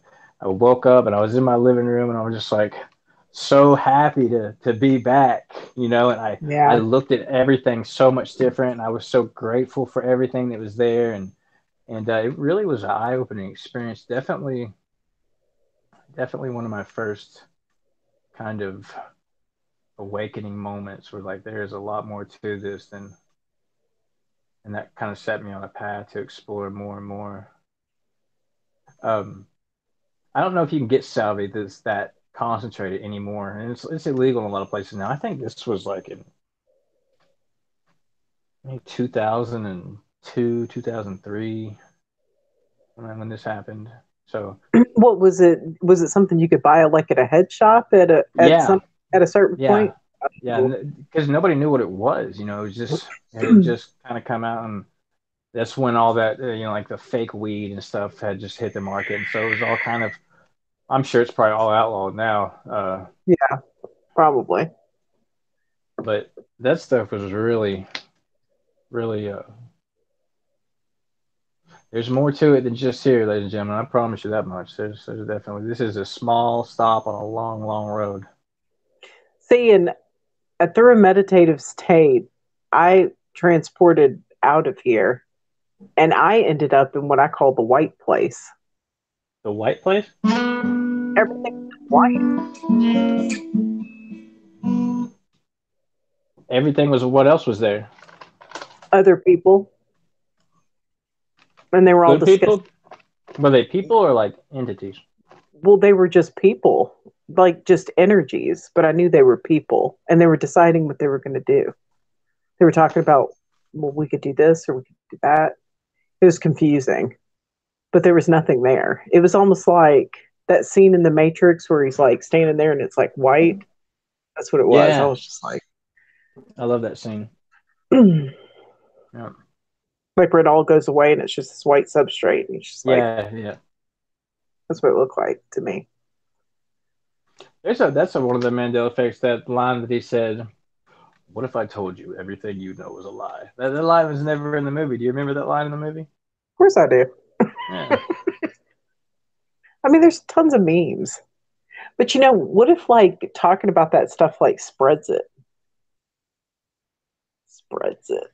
Maybe that's the Spreads the point. spell. Spreads it. That's the point. Maybe that's just another tool that's inserted into the matrix to wake everybody up, and the more energy and intention and thought put on it, it makes the more realistic. And yeah, But is it good? Is it a good thing? I don't know. uh, I think it can be for some people. It makes them kind of realize, but then for some people, I mean, it wrecks some there are people's some, worlds. Yeah, yeah, it but really is. overall, yeah, I think I think it. I don't know if it is meant to be good or bad, or it's just something that's there that some people wake up to, or some people don't. Yeah, but I think it's how you perceive it and how what you do because of it makes it good or bad. You know how you what action you take after it.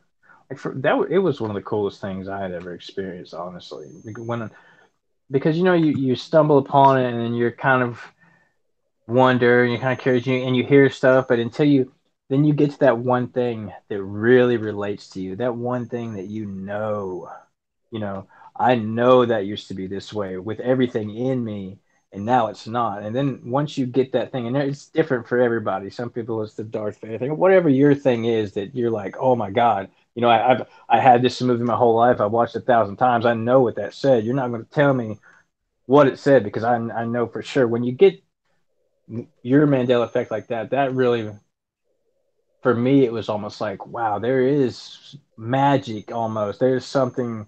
This is not just this mundane, boring, natural world where we're dust and a speck rolling around a big burning ball, and that's it. Like there's, it was magical for me almost. Like I was excited about life again. I was like, this is, reality is changing in front of our eyes. So that was for me. That was a big thing. It was a big thing, but I was excited about it. It changed everything for me for the better, I think, and I think Yeah, for me. So, but I didn't go through. Well, a few of them were kind of difficult, but for the most part, the overall it was better for me. Overall, there was some hard stuff, but overall, I wouldn't change it. But I definitely made me think that there was like magic in the universe. Like there's shit is changing. That's magic. that's the thing. Like when I was a kid, like, I mean, Emily, I've been, yeah, and Emily, I got you got distracted. it. It's like, Yeah, you got it, Emily. Yeah, that's yeah, exactly it. yeah. That's I mean, exactly I've it. said that several times. I think maybe he exploded himself apart to Yeah, make we are us. the universe's realization of itself in material form, living out every possible experience that we can. It's pretty cool. And I think it's cool. I don't know. I've been riding this train for 4 or 5 years now, and 4 or 5 years ago, there were not near as many people talking about it, or near as many people that you could talk to it about. And uh, that it's growing. People are waking up at an exponential rate, and it's awesome. Yeah, I love people it. are, I mean, even if they don't, even if they're not, looking at the same things we are, there are a lot of people that are like, something's going on here. Like even with like Hurricane Michael, I remember this guy, probably the most asleep guy I know, was like, I've never seen that before. He's like, I've never seen a hurricane act like that. That's something wrong here. So I mean, there's a lot of things that are, you know, waking people up to the fact that, this isn't permanent. Thank God. That gives me a lot of peace too. This isn't permanent, man. This is Yeah. Alan Watts has this. He does a lecture about this, and he says something to the effect of, "Imagine if um, you could dream every night, and every night you fell asleep, you could dream whatever you wanted to, anything, you dream of happy stuff, sad stuff, wars, adventures, excitement, all this kind of stuff. And he said, if you just picture that as, wow, he says it way better than I am. But basically, it's a dream, and we're experiencing, and we'll wake up from this. We'll wake up from this, and we'll remember it as a dream, something that we experienced, and almost like we wake up here and we experience a dream. It's such a short compared to eternity, which I believe with everything in me that we're eternal love light beings that create our own reality. Um, this is nothing. It's a temporary dream. We're here to learn lessons that we can't learn anywhere else, and You can't experience time anywhere else, I don't think. no, no, because man created time, and as from what some people that are way smarter than myself have said and then I've listened to, they say that time is kind of it's a construct that man-made construct, but the reality is, and Tom Campbell discusses this. The reality is that with everything is all happening at the same time right now. Everything that if the universe is infinite and full of infinite possibilities, there is no time. Everything that can or will or ever has happened, is happening, will happen, is all happening right now, and we're all seeing it from different perspectives. Emily says something. What she just say that kind of touched on this? Let me scroll up here. It says, so that would mean at one point I'd experience you, you'd experience me, but you are then because you are me. Yeah, basically, we're all part of the same. If we treated each other like that, it'd be a perfect world. That was Jesus' most important commandment, wasn't it? Yeah. Jesus There's, said, if you don't there's a take, reason for it. yeah, he said, if you don't take anything else from me, guys, love each other as I've loved you, and love each other like God loves you, and you'll be fine. And that's why I think it's all about the love. And if you believe in the dogma and you get caught up in the religions and dogmas, that's great. But I think that Yeah, see the the way organized religion presents it, I call that like the fake Jesus. plastic Some blonde Jesus, hair, yeah, blue eyes, like this plastic Jesus that they yep, just, do whatever they want with. And I don't yep, agree with that. I mean, but I think he existed here, I you do know. too. I Yeah, think his we're message definitely. has traveled through time and space just for Mm-hmm. us. It's awesome. I love it. Love it. Emily says we tend to think that if we agree in numbers, it's true. Mm-hmm. Yeah. But people are also, they're it's that hive mind mentality. You want to fit in, and society presses that on you a lot too. That you need to fit in, you need to go with the flow, and everything they take in this life, do the opposite. I swear, it's almost like nothing. The further I get into this, nothing is. Everything is opposite of what they say. Almost, it's And crazy I how was much I'm saying that experiencing the it. last time I live streamed, that I do the opposite. Like even the food pyramid, I Yeah, realized it's the fucking opposite. it's crazy. If you do what they say, you're gonna stay sick. Well, and you If you have do to the wonder. opposite, You have to ask yourself some questions. Who is they? Who is they? Who are they that are telling me these things? Well, why are they telling me these things? Well, why would they? And they are the people that are in power, and they're telling you things because they want to stay in power, not because they care about you. All the mm-mm. information we're getting fed is by people that are feeding us information to fit their agenda and their status quo and what's good for them. Nobody's sitting up in golden palaces looking down with your best interest in mind. I promise you. We're debt slaves, sheep people. That's everything that's done, like the fluoride in the water and the healthcare and the GMOs and the Monsantos and the pesticides and the vaccines, and you can go on. The chemtrails, on and on and on and on. It's not none of it's to help you. Well, then it shows you how powerful we really are. Because Mm-hmm. look at what they have to do to break us down. And guess what? It's not working. It's It slowed never it does. down. It's slowed it down, but that's all they can do. Yeah, And that's all. and They it's make us it's gonna launch, get to a but yeah, it's gonna get to a point where the snowball's gonna keep rolling, and it's just gonna be, they're not even gonna slow it down anymore. yeah, And I think that's happening in a big way now. Um, with the frequency of the Earth rising, and the actual Schumann resonance of the Earth, the frequency the Earth vibrates at is actually rising, and people are becoming more awake by the day and by the minute. Really, it's a really cool thing to witness. It I really love it. is. The best lies contain some truth. Oh, that Mm. yeah, that's part of the system that you can. There's truth in every lie. There's a duality of it. You have to discern the truth from all lies because it's like they're telling you the truth but lying to you at the same time. It's so weird.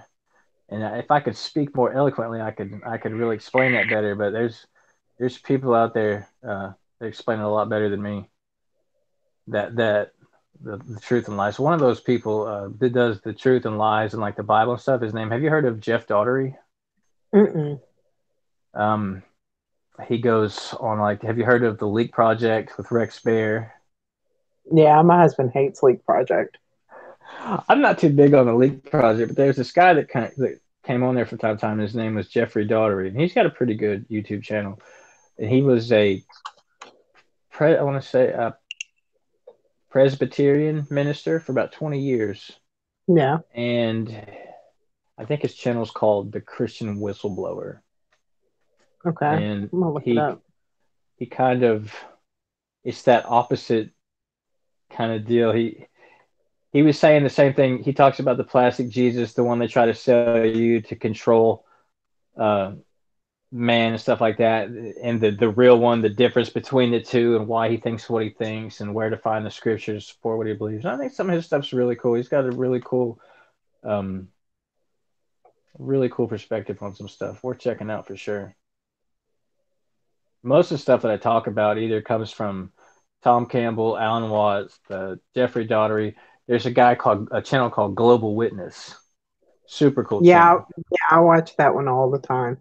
Some of Global it, that dude. some of it, I'm like, Yeah, and you have to do that with everything though. You take what you can and leave the rest, and you know. I mean, no matter what you say, I'm never going to believe in bluebird people. It's No, never good. That's never going to happen. no. All Yeah. I that admit, Palladian stuff, I just can't handle that. I'm like, get away from me with that. I can't. It's like people with fluoride. I'm like, I can't hear that. it just goes. I mean, you can get into it like that, and there's people yeah, the blue, what are they, the blue avians and the I reptile just, people and all that kind I of think stuff. that's like a bunch of gobbledygook meant to confuse you. I don't Yeah, and and know. even at the end of the day, it doesn't even really matter. It doesn't even. If they want to believe that, that's fine. Even if it is true, fine, that's fine. Who am I to say it's not? But it doesn't change the way that I look at the world and that I make my choices out of love and and stuff like that. My path is still going to be the same, whether the Mandela effect is real or isn't real, or whether we live on a flat Earth or a round Earth, or whether there's bluebird people and reptile people. My path is still going to be the same. Yeah. You know what I mean? And all that's fun. It's fun to go down those rabbit holes. I love it. I explore all that because I think it's fun. I like to learn about different people's. Everybody's belief comes from somewhere, and a lot of them are intelligent people. And it's even though I don't believe the same thing, I try to see why they do, almost as like a sociological experiment, just because I like to understand the way people work. And so when Yeah. somebody comes at me with, well, I think that the leaders of the world are actually reptiles hiding, controlling humans as puppets. I want to talk to that person because I want to know why they think that and how that affects their world. Just because I like the way that kind of stuff works, and it's just cool to learn about people on that kind of level. For me, I mean, I'm very interested in that kind of sociology or stuff like that. But I don't, I have my reservations with the bluebird and the reptile people. Yeah, I mean, I don't know about like full blown reptilians, but I think that, there's some footage you see and like, you can see, sometimes I'm looking at TV and I see people's eyes don't look right, I've seen that. and Yeah, to me, it's like I'm seeing maybe signs of a demonic possession. That's the way I interpret that. maybe. I don't know if they're really reptiles. I mean, they say that, that Satan's an old dragon, which is a reptile. I don't know. I don't know if there's any correlation there. I'm not sure. He was the snake in the garden, was a reptile. Yeah. Yeah. That's what I'm But yeah, and saying. also But these are just these are words that humans have invented too. Things are what they are. What we call them is irrelevant. You know what I mean? That's just you're Martha. You are who you are, no matter what your name is. You're who you are. And so if you're a reptile, or not you specifically, but if somebody's a reptile or they've got weird eyes, that's maybe they do, maybe they don't. But it isn't that's we put labels on things and then I don't really know where I'm going with that, but it kind of gets things. It's hard to say what things are. I just experience it, take it in, and go on about my journey. And but I keep in mind reptiles elaborate. Oh no, you don't want us to go down that rabbit hole tonight. Oh man. watch David and you'll learn all Yeah, about it. David Icke. Yeah, he'll tell you all about him. That guy. Love him. I He's like cool. watching David though. I That's like another. listening Yeah, to that's what he says. another one that you kind of got to You got to take it go with a down grain that. of salt. It's interesting stuff. You take what you can and you leave the rest. But that's But he's the kind of person. It's like he just says the most outrageous things. People are just like, what? I don't know. He you makes know, some good money at it. He makes a living at it. So yeah, that kind of makes me go, I don't know.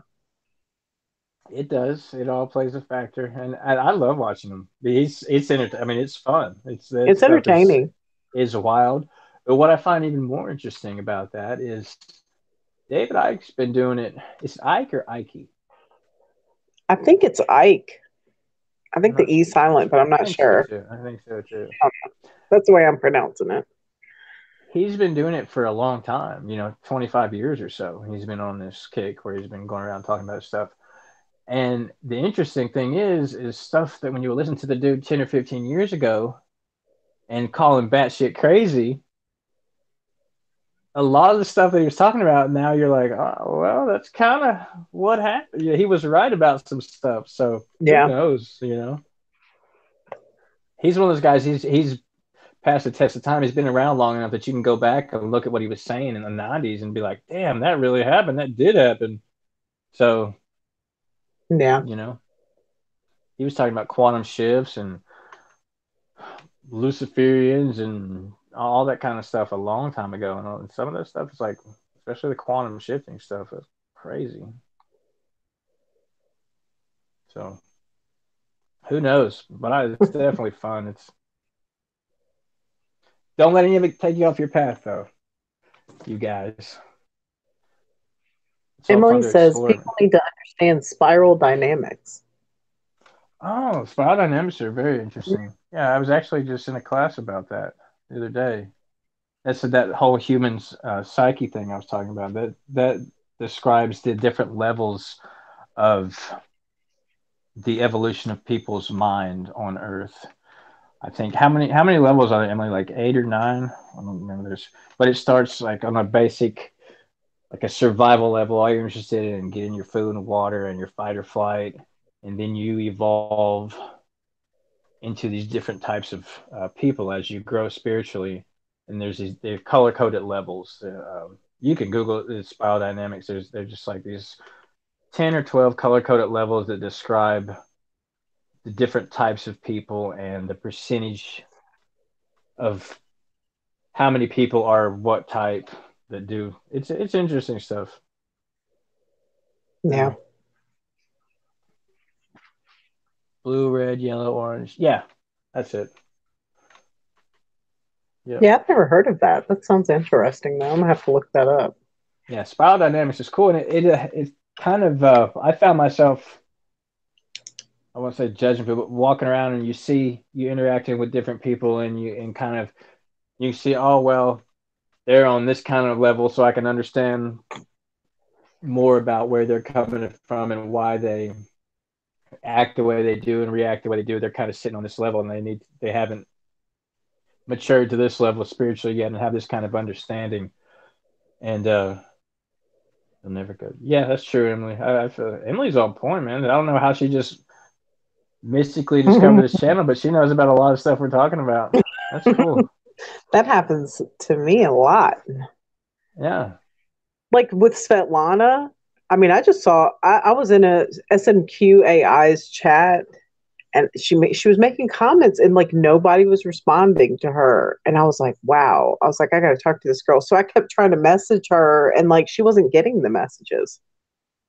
And then eventually, I just pursued her enough to where I was like, I want to talk. Like, let's meet and let's talk. And so finally, she noticed me. Really weird. I saw her on I think yeah, Jason Christopher's channel, and it's just I think she's really cool because you and this is you should never judge people by looking at them or anything like that. Now you try, but everybody sees somebody, but and when they talk, you're like, wow, I was not expecting that to come out. She Yeah. is so Yeah, enlightened on so many she's an levels, dude. unassuming, like tiny little lady, Yeah, but she's sitting she's there a with her powerful cigarette, thing. just I cannot tell you one thing, and then she says this profound shit, and you're like, Yeah. wow, she was cool like that. Yeah, she's awesome. I think right now she's trying to break like her sugar addiction. Oh, that's So a rough one. it is rough. I You know struggle with it. that it is. It's as addictive in rats and mice as cocaine. They've Oh done yeah, I think it has like a near like a similar chemical effect on your brain, doesn't it? yeah, it releases the dopamine just for a shorter period of time and smaller amounts, but it's the dopamine that you're needing or wanting from the drugs that you get it from. All Ooh, what's drugs. turquoise level? Is that a good Turquoise. level? It's kind of just a yeah, it's a good level.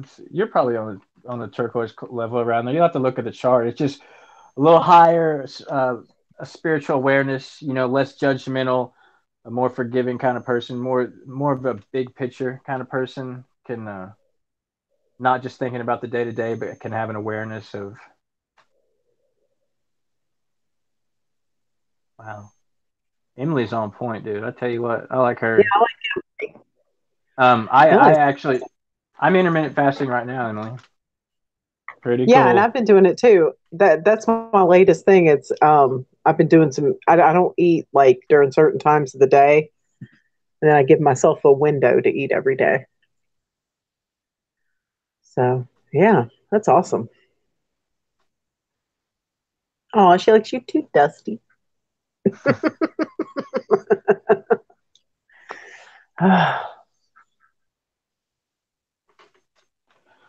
Oh man. So you're intermittent fasting right now? Yeah, Is that what you said? How's because I it? mean, I've been having so many horrible. Like I don't know if you can see this. Look at this. These are like it's like an allergic reaction. I have it like see these little spots. Yeah.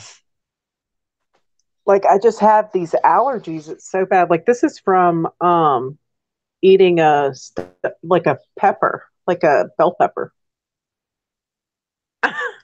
It's, it's like all my neck, all over my chest. It's horrible. And so my sister was like, meat is how hypoallergenic. Like people don't have allergic reactions to like meat, not like processed meat, but just like beef Yeah. and she said you ought to consider it. She's like, you ought to just stop being a vegetarian. And so she sent me a bunch of links, and I looked into it, and that's what I've been doing. I feel better. I feel more mentally clear. So yeah, I've been doing intermittent fasting. I've got like the fat bombs, trying to get off of sugar, and I've been Yeah. doing the bulletproof coffee in the morning. I'll do bulletproof coffee in the morning, vitamins, and then I don't eat. Bulletproof coffee breaks your fast, right? How? It does. Well, breaks the fat. Yeah, but if I wake up and I do that, and then I don't eat Hmm. all day long, Yeah, and but then I it's still just, good. Yeah. yeah, I eat like at night, and Yeah. then go to bed and wake up. I don't sleep very long, so I just can't. Emily says she does that alkaline diet. I like that alkaline diet too. You know the reason you do alkaline diet, right? cancer can't live in an alkaline environment. Really? Can't. Nope. So It's that's why the water crazy. made me feel better, I think. No. Because that alkaline water, that machine put my lupus into remission. Like I Yeah, don't have cancers chemical and can't. level. Yeah, yeah, man, that's awesome. That's really good. That's I'm glad you found that because that I just started kind of getting into that area of research within the different stuff that prevents diseases and stuff like that. But and having a alkaline diet really helps with all kinds of diseases because they just can't live in that environment. It's crazy how simple it is, but it makes sense. Like cancer, just it can't survive in an alkaline environment. It's shown people even go into remission that have cancer. Studies on intermittent fasting shows it can actually reduce and sometimes reverse onset diabetes. Um, it helps with heart disease, helps with Parkinson's disease, Alzheimer's. It it helps with neuroplasticity in the brain, helping your brain create new neurological pathways it wouldn't normally do. And I think that one of the coolest things, it has like this anti-aging effect because one of the only times that your cells will actually clean themselves out and kind of flush your cellular system kind of flushes itself out and then regenerates on its own is when you're in a fasted state. So being in a fasted state actually has awesome anti-aging benefits with your hair, your skin, your nails. Your skin cells will replace themselves. Your whole it helps with your all of your immune system is in your stomach and your gut health. That's all your immune system's in your stomach, your intestines, and that kind of area. And it really, once you go into a fasted state, your body has a chance to clean out your whole tract, your GI tract, your intestines, your stomach. That all has a chance to relax. All of the cells have a chance to reproduce, and so it helps your immune system. You just autophagy. Yeah, that's the word. That's what it's called. Autophagy. She's on it. Doggone it. Where have you been all my life, Emily? Well, Yeah. that's cool. You brought your sugar from 11 to 7 without medicine, and that's I'm all for the holistic medicine and preventative diets where the whole medical system now treats the problem. They give you a pill to make your headache better or mask your symptom, but they're not treating the problem. And even when they do sometimes treat the problem, they're still not doing preventative medicine. The way to stay healthy is to prevent the problem, not treat the problems once they come along, but you work on preventing the problem from even starting by your diet. And fasting's been around since the beginning of time. There's got to be something to it. It also, Well, even man, animals do it. Like dogs, for instance, I raise dogs, and when they're sick, I mean, they won't eat, you know? yeah, yeah, So it's done they'll fast wonders like for when they're me. injured. Yeah. What's ACV? ACV, I don't know. Emily said no ACV for me.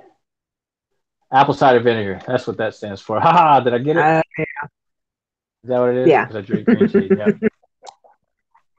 yeah. I do the Yeah. like. I try to You stay could do on the kombucha. do what? Kombucha? You could do kombucha. Yeah. I mean, you can make it yourself. It doesn't have to, be horrible. And some of them don't have tons of sugar. Some do. You're going to have a little sugar, natural stuff. I cheat sometimes too. I'm gonna be honest with you guys. Last weekend I ate a whole pizza. It was delicious. I ate the whole thing. Little Caesars. So horrible. It happens. Oh, my God. But overall, though, man, intermittent fasting has done wonders. It also helped me with my spiritual life. I seem to be more able to focus on my meditations, and I'm really trying to astral project. I've been so close, like I can feel it, and I think I got the closest the other day than I've ever been, and it was with binaural beats. I was listening to binaural beats on like a 7 hertz. I think that is Yeah. the one they recommend for getting in that theta state. where you can project. And I don't know if anybody's familiar with astral projection, but you go into this. The beginning stages of astral projection would be what some people call sleep paralysis. If you've ever experienced sleep paralysis, your body goes to sleep, but your mind's still awake. It puts your body in a paralyzed state. So when you dream, you don't get up and jump off your bed and run through your door. Um, you ever seen a dog sleeping and he'll be running on the floor like asleep? Oh yeah. So So it keeps you from doing that. Is the natural, but it freaks people out when they're not trying to do it and they just wake up and their body's paralyzed. And some people see entities and uh, because they're kind of stuck in that little space between wake and sleep and in your astral kind of plane consciousness area. But if you can not freak out and lay there, you'll wake up and you realize that your body's asleep, and then you can not freak out. You'll get this vibration in the back of your head, and I'm not quite sure what the vibration is, but people say you can feel the frequency. It's the frequency in your brain changing, or it's yeah, some people say it's your soul body disconnecting from your material body, and it's a loud vibration. It vibrates you, and it's kind of scary if you don't know what it is. And even I know what it is, and I think that the other night I realized I was in that stage, and my body was asleep. It was paralyzed, and my mind was still awake. And then I got the vibrations, and once you get the vibrations, you ride them out. You're then supposed to be able to make the intent to get up, but the way you do it is you use your mind and you think about getting up, you imagine getting up, but you don't move a muscle. You get up with your mind, if that makes sense. You picture yeah. yourself getting up. And if you do it right and you're good at it, they say, I've never made it to this stage, but I made it to where I was making the intent to get up, and I could literally I could feel myself kind of floating and separating out. It was the most surreal kind of experience. And then I've been waiting for and trying to do it for so long. I guess it was a mixture of I was excited and it kind of scared me a little bit because I'm new to it still, and there's always that. I always lay down like I'm not scared. Okay, I'm gonna do this. It's gonna be cool. I want to do it.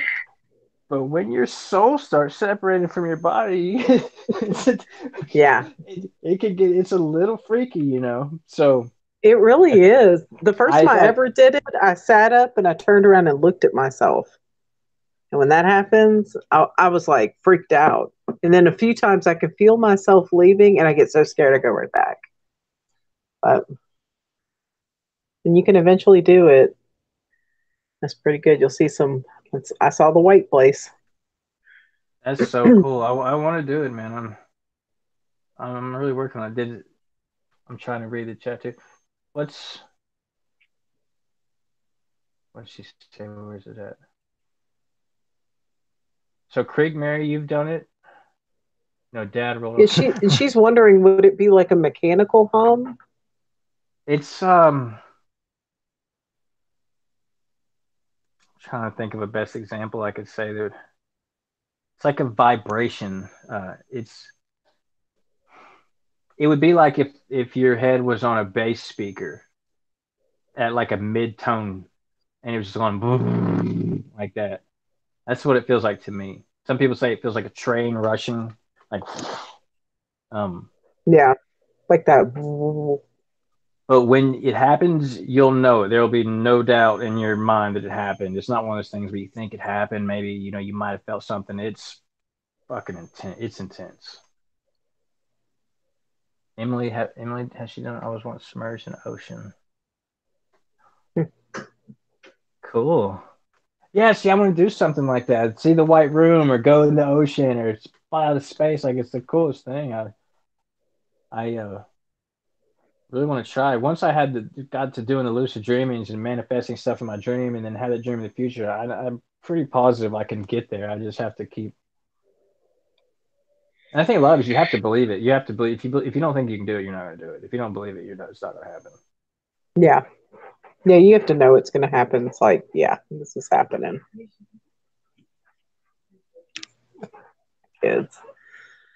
Yeah, I creep Right. Mary. I walk through walls, and so I love to do that kind of stuff when I lucid dream. It's I always fly.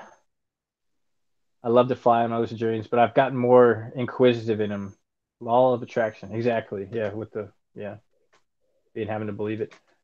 Um, I love to try to fly and talk to people and read. Like I'm really into like the reading everything that's around me in my lucid dreams now. Since especially since I've had the one that and then the same thing happened the day after.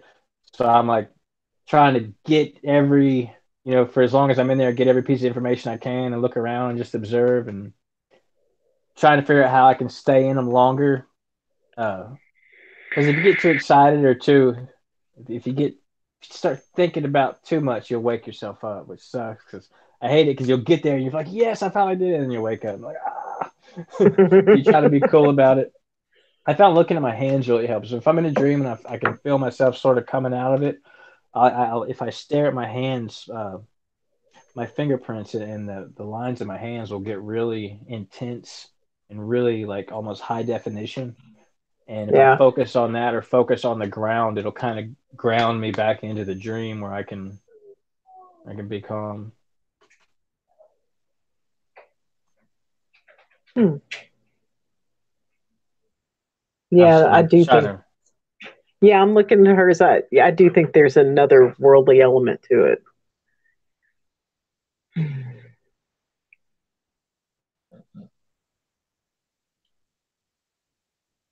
yeah.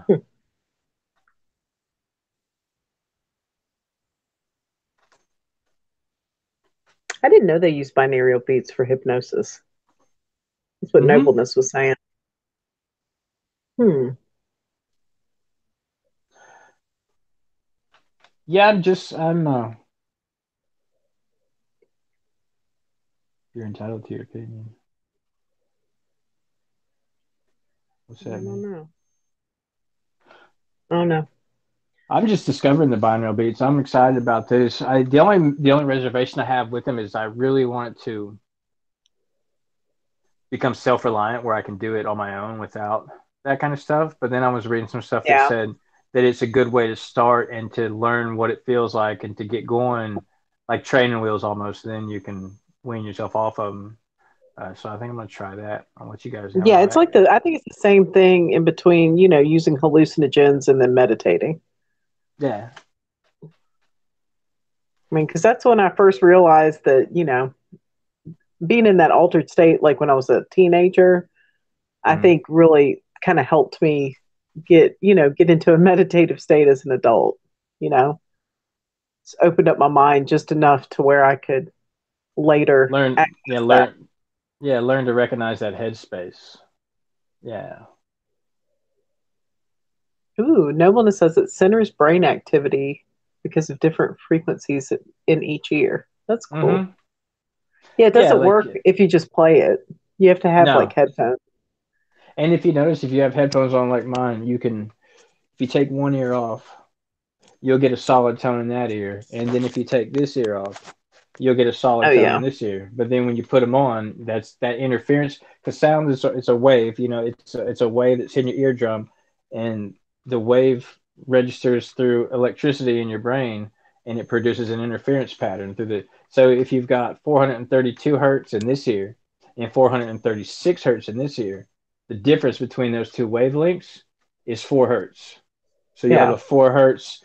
So when the waves, you'll have a 4 hertz interference pattern, and that's what your brain will pick up and will make. So your brain is actually making the interference sound. So you're putting your brain in that position to make the 4 hertz wave because of the difference of the two waves that you've got going in. If that makes sense, did I explain that? Did everybody understand that? Yeah, I understood. Yeah.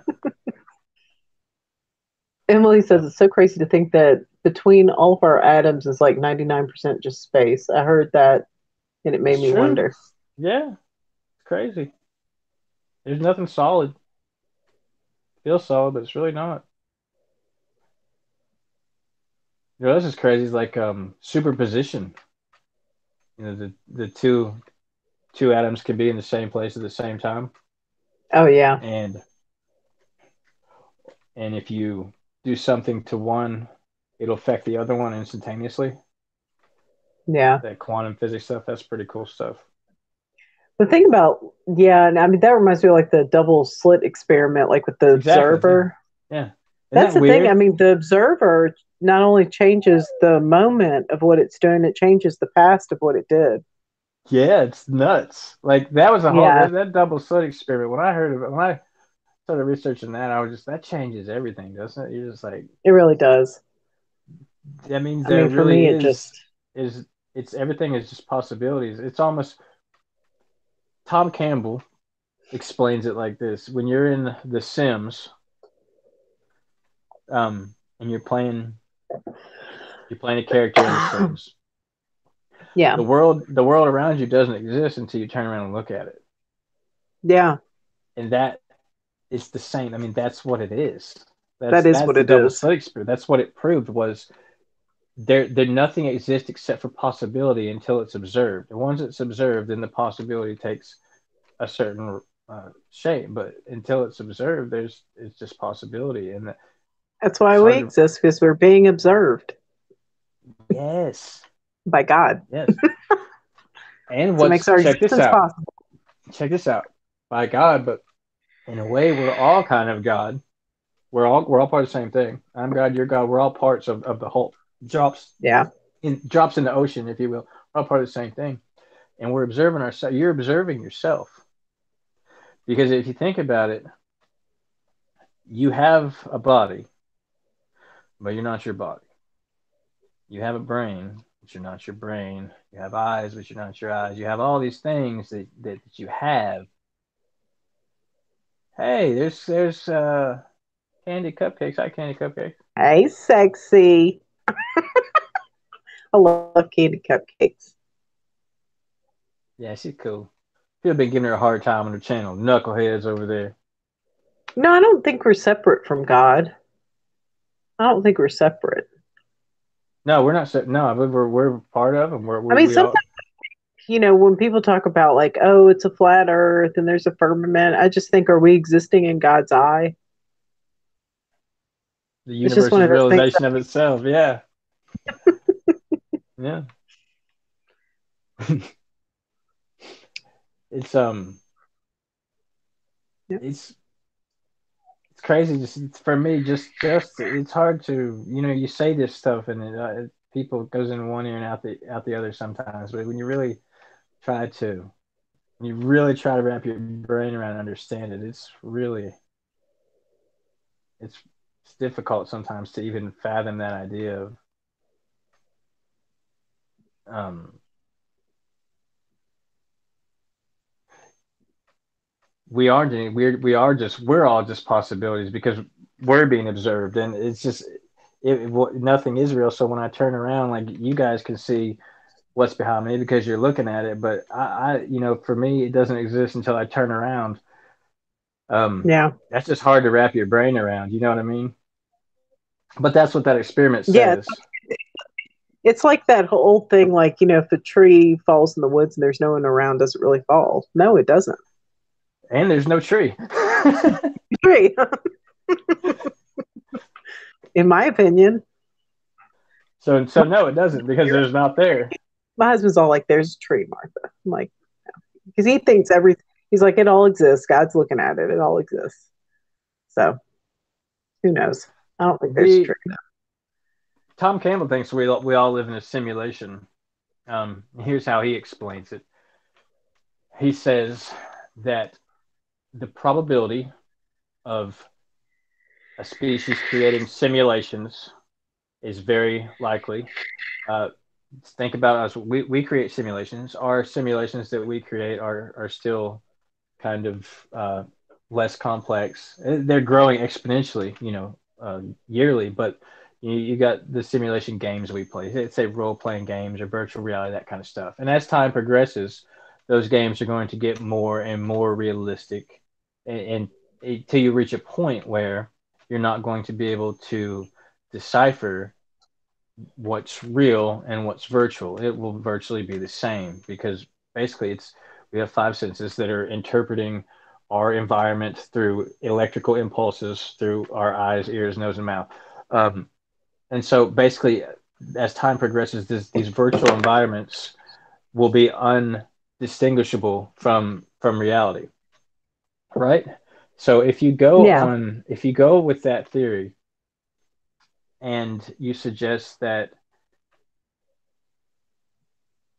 would it be more plausible that we are the first beings to ever create a simulation, and we are in that theory there would be a base reality wherever the Yeah. simulation is running from.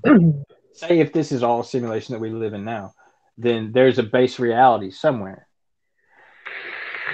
But how many simulations back? Think about it. If we are a simulation and now we're making simulations, so now we've decided that simulations can make simulations. If we're simulations and we're making simulations, then simulations make simulations. And if there's an eternity of that, of a simulation upon a simulation upon a simulation upon a simulation, and you see how that rolls. Yeah. Think and how far that goes. Would it be more plausible that we are one of these hundreds of billions of simulations, or that we are the first number, the base reality? What's more plausible? Well, that's where a simulation would be more plausible because there is only one base reality. So it's one in a billion or one in infinity. You know, it's exponentially more probable that we're a simulation than we are a base reality if you want to subscribe to the simulation theory.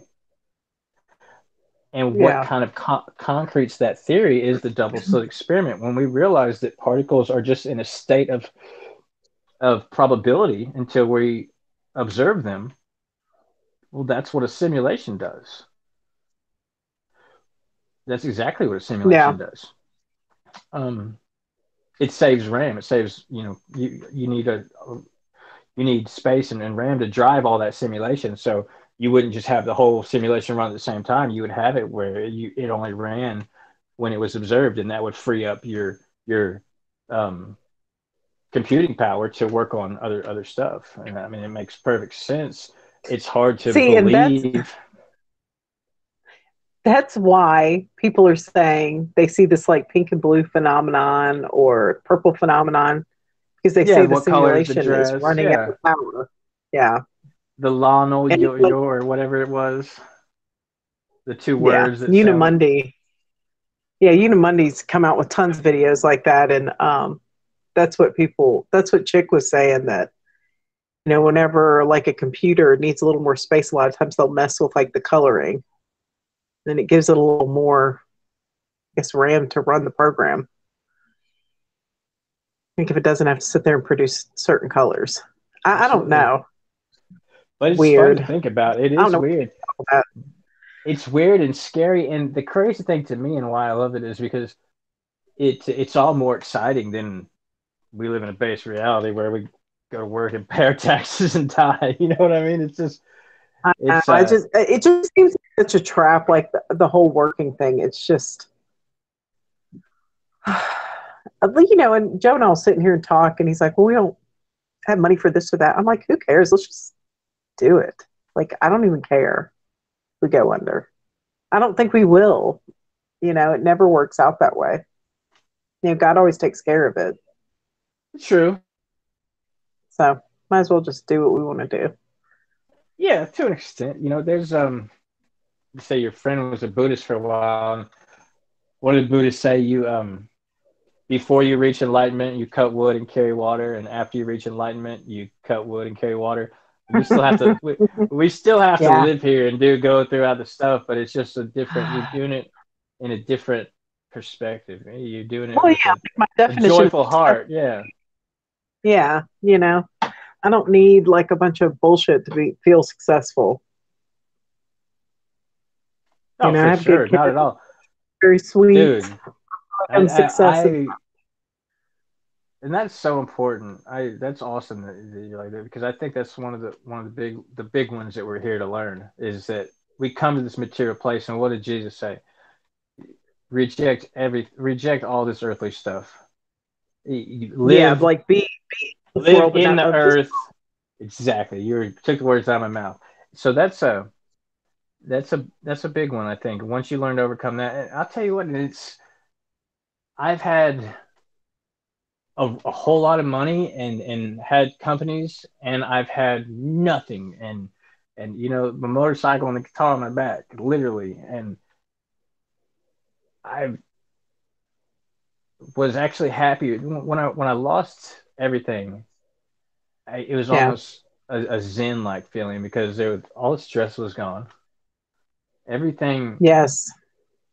simplified, came into perspective, and I realized that I was happier with nothing than when I had more than I needed. With all that money and stuff, and it comes a whole lot of other bullshit that's not good for your soul. It's a another thing. So let's say it goes back to the Bible. It's easier for or it's let's see, it's the camel and the eye of a needle and the rich, yeah, whatever. The Oh rich yeah, guy it's gets into easier heaven. for a camel to go through the eye of a needle than a rich man to get into heaven.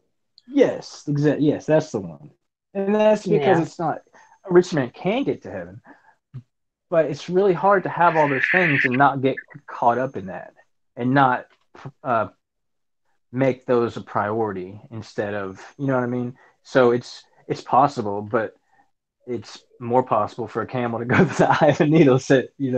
He said so, and I think that's why I said it, just because when you lose track of what's important, and you're getting instant gratification and that dopamine reaction in your brain from spending money and having all these things and people looking at you and blah blah blah. But you're missing the point. I think you're not getting to enjoy those simple things because you're distracted. It's distractions from the main point. You start making your choices based on money and selfishness and career and all that, rather than love and forgiveness and honesty and morality. It changes. Power, money corrupts the strongest of us, and that's if Oh you don't yeah. have if you don't have that hurdle, it's a lot easier, I think. Um, Yeah, when but all you're worrying about is your basic survival, you don't have time to, no, yeah. worry about all the other shit. Ken, did you like my beard? It's No Shave November.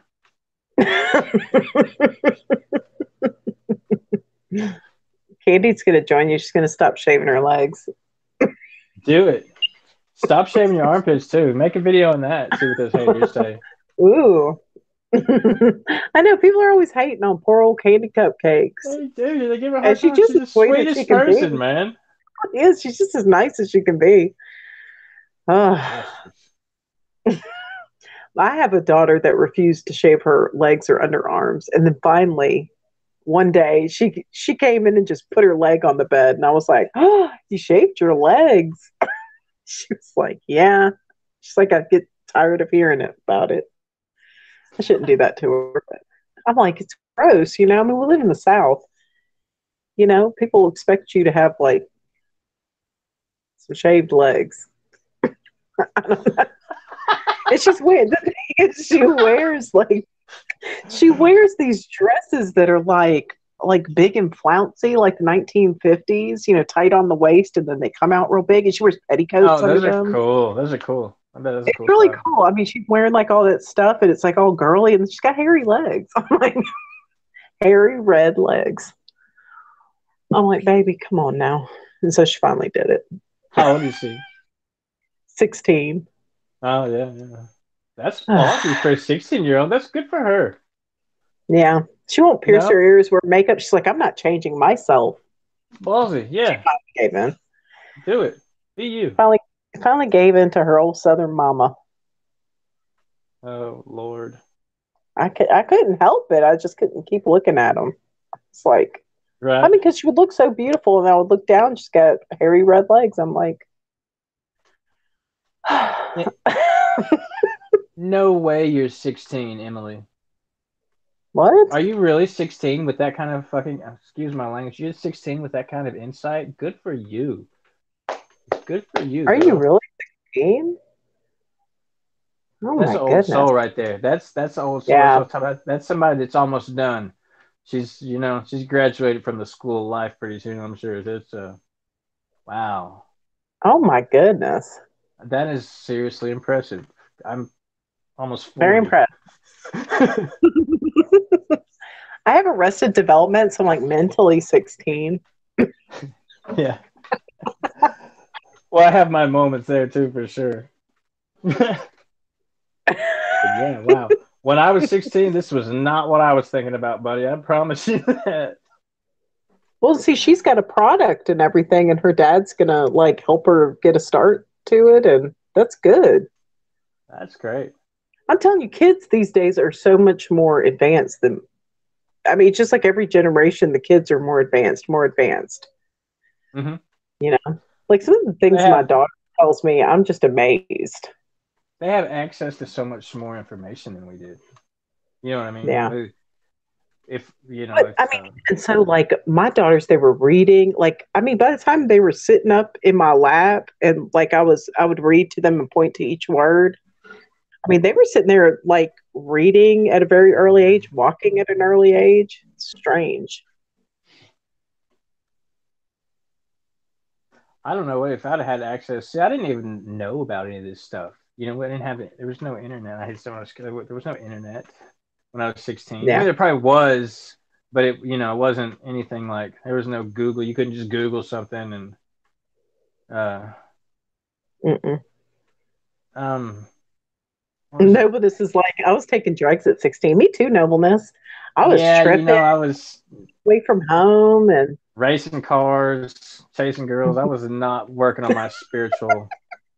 Uh, no. I was practicing Buddhism at that time, but yeah, I was deep into I it. When you were 16. Oh yeah, man. I started doing drugs when I was 13.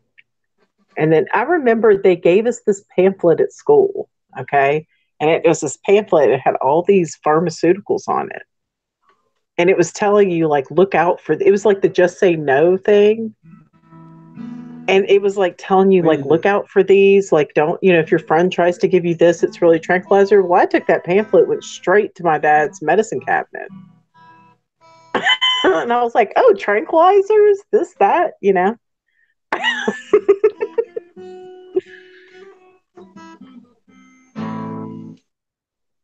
I was not a good 16-year-old. There was spiritual enlightenment was the furthest thing from my mind, nor or any of that. Yeah, I was no, Well, now no, I no, was no. worried about spiritual growth because I had abusive parents, and then I wouldn't comply with some things that they wanted. And so they sent me to boarding school. And I was 12 and I finally got kicked out. I fought and got into fistfights and stuff. And I finally got kicked out of there at 14. They came and picked me up for Christmas and they were like, pack all of her stuff. She's not welcome back. I created so Wow. many, I created so many problems there. I'm like, I never could go home. I was always in trouble. I was always scrubbing floors on my hands and knees and stuff. And finally, I punched someone in the face, and they were like, "She can't come back." And so, Ooh. I mean, I was wild, just wild as a kid. And then finally, they sent me to this therapeutic school. It was run by a psychiatrist, and it was they had kids there that had like severe dyslexia, and they had like some therapists that worked with them with all these eye techniques and all this stuff, and it was like basically a school for like rich screw up kids. But those people realized that I had been abused, and they helped me formulate a plan to get away. So when I Yeah, was 18, I was still in high school, and I I got you. turned 18 in December, and they helped me. I mean, I had saved money, I had been working, I had a plan, and the day I turned 18, I bought a car and left. Good for you. So I mean, got My, out of there. I didn't. My parents weren't bad parents. I think mine were more just absent, not there. And I Yeah. don't blame them. I don't think it's their fault. For one, is neither one of them really had parents of their own. My mom grew up in an orphanage in Wow. Cincinnati, and when I was born, I was actually born in the orphanage.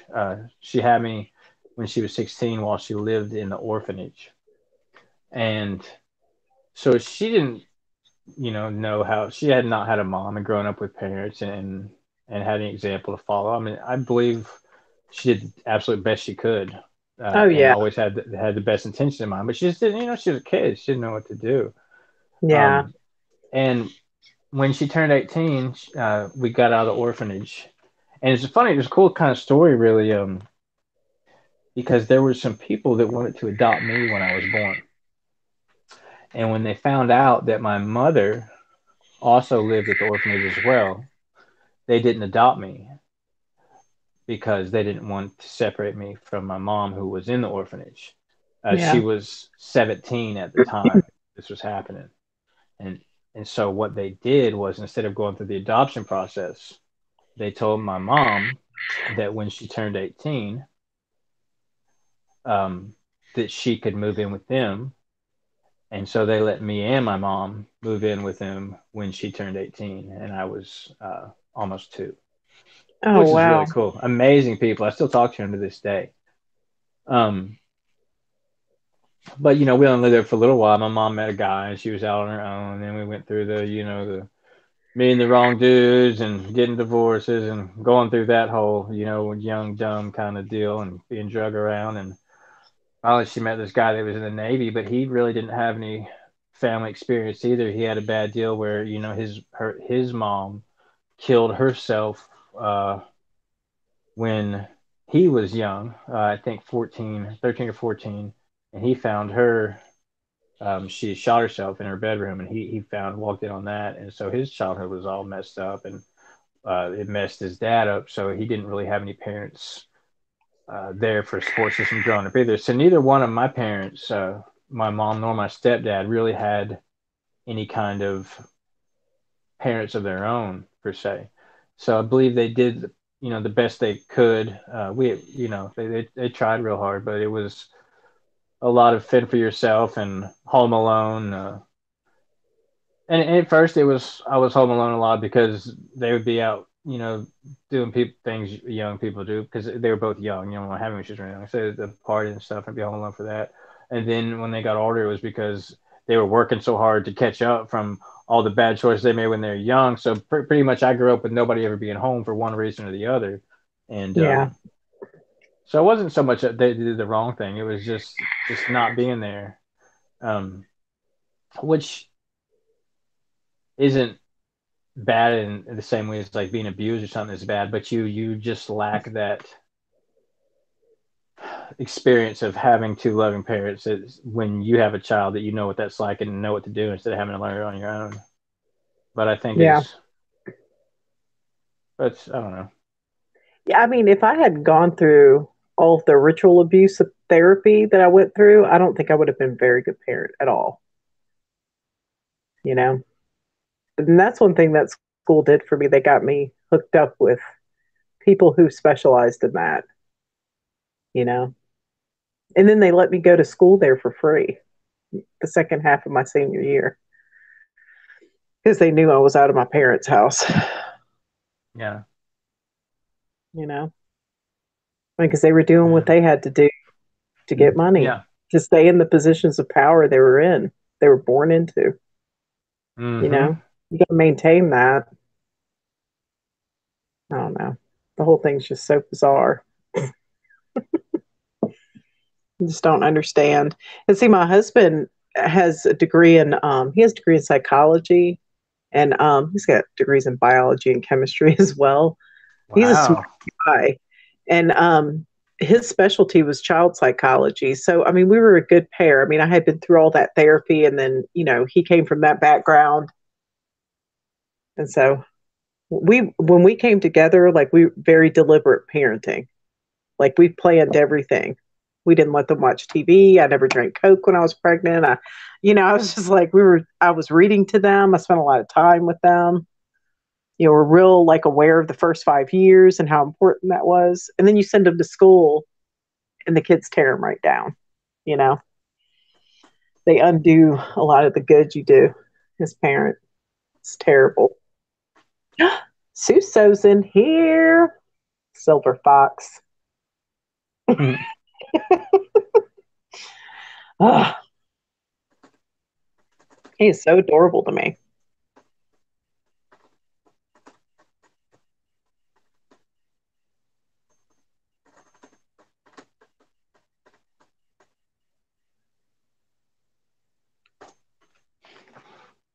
I'm gonna go grab a Coke real quick. I'll be right back. Okay.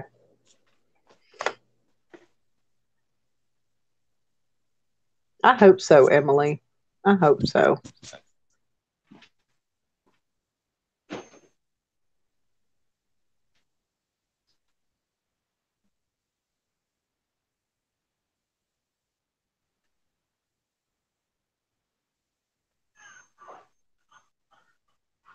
That's only temporary. They always return to the way they were raised. Yeah, I hope so. They're very sweet. I don't think they've let them, you know.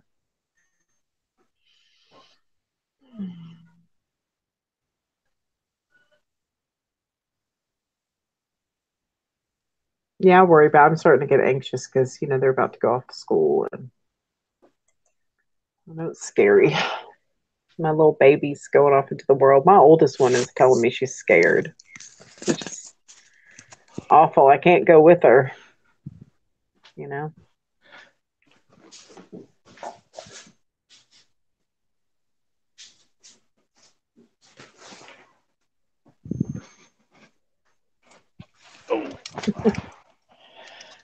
What you got?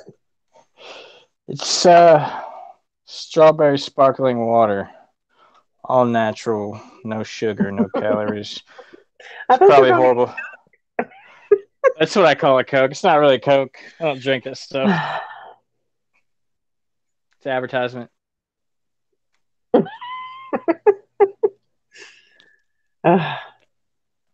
Aw, you're not close to your mom, Emily. I don't know. Just being like, just my mom being so cold. I mean, it's made me kind of. I mean, I'm a little bit cold. I can't help it. I was like never held or that kind of stuff, but I don't know.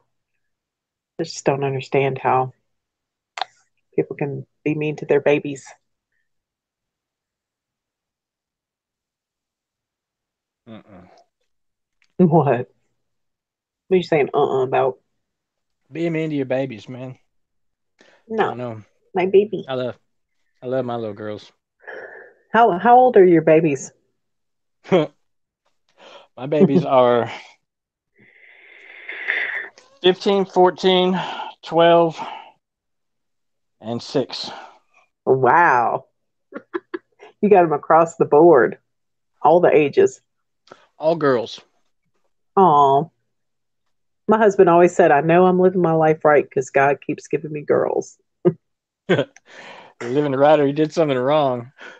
I said No. one day I looked around, it was craziness in my house, and I had like all my daughters and my ex-wife and like her girlfriend, and they're all just hecticness. They all got along, but I just remember it was like a crazy time was going on. And I was the only guy there, which is usually how it is. I was swimming a sea of estrogen with all these daughters, and I was just like, I looked at myself, I said, Lord, when I said I wanted to be surrounded by beautiful women when I grew up, this was not what I meant. Yeah, my poor husband, like, even the dogs are female. He's like, man, I can't catch a break in this house. I'm telling you. How's your baby doing, Candy? Yeah, how's your little baby? And Candy, is that a picture of you and Santa Claus on your thumbnail? On your little, not thumbnail, but your little circle picture?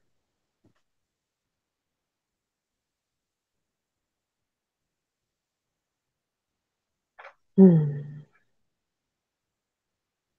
Oh, yeah, Emily, it's awesome. Like, you know, my husband and I raised ours kind of outside of the box, and they'll come home and be like, we sat in assembly and like we're the only kids not staring at our phones. Or, we're Yeah. the only kids whose parents are still married, or, that kind of stuff. Yep. Yep. Which is rare now. That is definitely that's a rarity. That's a good one now. These and your parents are still married. That's You don't Yeah, see that very often. That's good. That's really important, man. I never came from anything like that. I never realized how important that really is until I got older. That's so important. It really is. it is. You I you mean, if caught you up in can, if both people can agree and stay in it, Yeah. no Yeah. matter what happens. Because, I mean, we've been through some stuff that's not great, but we stuck it out. That's it, man. There's And some people have YouTube asked me, videos. like, what's the secret? And I'm like, just don't get a divorce. That's it. That's the That secret. is the secret. Because I promise, mine ain't no easier than yours. Mm-mm. It all sucks. We all have our shit. The difference is some people just don't quit, man. And Well, there's it's hard some because you have all these ideas of how you're going to live your life, how you're going to raise your kids, what you're going to do. Then you marry someone and you have to deal with all of their ideas of the same stuff. Yeah, and plus we're evolving creatures. We're ever evolving and growing and changing. And so the person you are when you're 20 and 25 is not the person you are when you're 30 and 35 and 40. You're not so the person you marry, if you marry him at 20, is going to be a different person when they're 30 and a different person when they're 40. And so are you. And some people, they grow together, some people grow apart, some people, but they're definitely different. It's not so you can find your dream person at 20 and at 30 you're living a nightmare. It just depends on what your path is. Yeah. Well, society has a lot to do with that too, because now it's it's just not a big deal anymore. Nothing's forever anymore. Everything's temporary, instant gratification, quick fix. There's nothing like there's no People don't strive for that. There's Well, now people people get just don't. married. Yeah, which My I'm kind of niece like that. bought a house in the sky in England. They live together. They have a house together, but they're not getting married. Hmm. I'm kind of on that same level now. It's like, and Yeah. it's if you love somebody and you're committed to them, it shouldn't matter if the state sanctions your union or whatnot. It's kind of outdated kind of practice. I believe in committing to someone and finding someone and being, honest and monogamous with that person. Um, but sanctifying your relationship through the state is a whole different thing. You open up, it seems like it just makes it different somehow almost. I don't know. Did you know where that practice originated from? What, Actually, marriage? yeah. Mm-mm. Long, long ago, they would license you when you get married, and you'd have to register and everything. Excuse me. You'd have to register and everything because there was a problem with incest and marrying your relatives. People lived in such close communities. It was to keep incest down. Accidental, not marrying, being related to a person and married and not knowing it, and so it kept Yeah. family members from marrying. And that was also a big Not in my proponent. family. Not my family. Yeah. Wherever I go in Mississippi, people are like, "Do I know you? You look familiar." I'm like, "No, but we're probably related some kind of way." It turns out 9 times out of 10 we are. I work with a guy whose dad went to high school with my mom in like a small cotton town. Like, what are the odds of that? This guy came out to assess our roof, and his wife was my cousin. That kind of stuff. Yeah, yeah, yeah. But yeah, that's where it came from. That's weird. I mean, I it's a could good live. thing. Yeah. Your husband sounds interesting. That sounds like a guy you could have a conversation with. I like intelligent Uh, conversations. He's something else. I mean, there are many times I'm like, please, can I record this conversation and put it on YouTube? And he's like, no. Right. I don't want to be out there, a dark web. Well, he doesn't like me doing this. He thinks that it makes us a target. Mm. Like, No, not the stuff you're talking I about. ain't worried about it. No. I ain't worried about it. Listen, it doesn't matter if you turn your computer on or not. You know, they can hear and see and listen to everything you're saying, regardless. Yeah. They've got it all. I think it's hilarious that did you guys have to read George Orwell's 1984 when you were in school? Did you have to read 1984?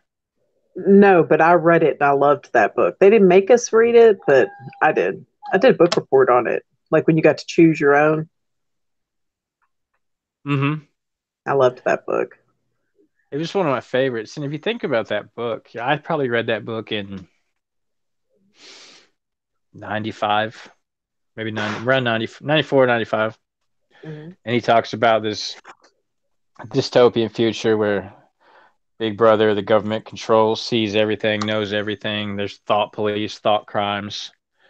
And it's getting, but in the book, they had to really get a control on the people and they forced it on them and they made everyone uh, put this system integrated into their house and they did it by force at the point of a gun, where they could monitor everything and hear everything and just be involved on a level where there's no privacy anywhere in the world, and they made it that way forcefully. Yeah. And I think not specifically by that book, but they took a different route with that. Um, and they did it so smart and slick that they didn't have to force anybody. They made it to where we all willingly went out and bought and stood in line for and waited for these devices that now monitor our whole lives and control our whole lives, and we paid for it and we want it and we can't get enough and we get addicted and we're addicted to them, and you know we'll wait in line to buy the new one after only having our old one for 6 months, and it's not only did they not have to force it on us, but we're addicted to it now. We wouldn't even give it up if they tried to take it from us. It's so weird, isn't it? But it's exactly the same thing. Your phones, I don't know if people in this room know this, you should if you don't, your phones can be the NSA can listen to. Do you ever wonder why there's a front camera and a back camera and all this stuff on your phone? It's such got great recording power and computing power, and your microphone is so good, and your camera is awesome, and because that could be turned on remotely from anywhere. Your camera could be turned on without your phone even being turned on. Your microphone could be turned on. They can see and hear anything they want to do. They know where you're at all times because of your location. They can, and it's always on you. You sleep with it under your pillow more than likely, or right on your nightstand. When you wake up, it's the first thing you look at. It's with you when you go to the bathroom. It's sitting on the bathroom sink when you take a shower. Your phone, they have a personal hearing and listening recording device in every single person, you know. And if you can't afford a phone, they'll give you a phone. You need your Obama phone, we'll stand in line, we'll just give you one, you can have it. And they've got it all, man. It's crazy. It's just like that book, but they made us addicted to it. Now we wouldn't let them take it from us if they tried to, and it's the craziest thing because it is, I mean, it helps us, but in the same way, it's all our privacy is gone, Yeah. all of it. We'll see. And I mean, I will be sitting there and all of a sudden I realize my phone has just lit up. And I look at it and I'm like, shit, you know. Have you ever been talking about something with your husband or said something like, maybe we should go out tomorrow and look at refrigerators? This refrigerator's getting old. And all of Oh a yeah. sudden, a Google ad pops up for fucking refrigerators, man. And it's like that happens to me all over the craziest stuff. I've got a mesh lining in my stomach from some old injuries I had in service. And I was talking about needing to go get my mesh lining checked out because I was having some stomach problems with it. And I'll be damned if the next day on my phone I was getting all these ads for mesh lining and lawyers, and I'm telling Yep. you, man. The first time we realized it, we were talking about pulled pork. He was saying, "Oh, I really want pulled pork sandwiches," and I was like, "Yeah, I'll have to go get a roast." And we were just talking about it. We were sitting in our den. My phone was in my purse. Like I don't know what happened, but then about an hour later, we came in our bedroom and we're watching YouTube, and in the recommended, it was recommending pulled pork recipes. I was like, "Whoa!" Like, man. I was like, I don't look up that kind of thing on YouTube. What? I got a lurker.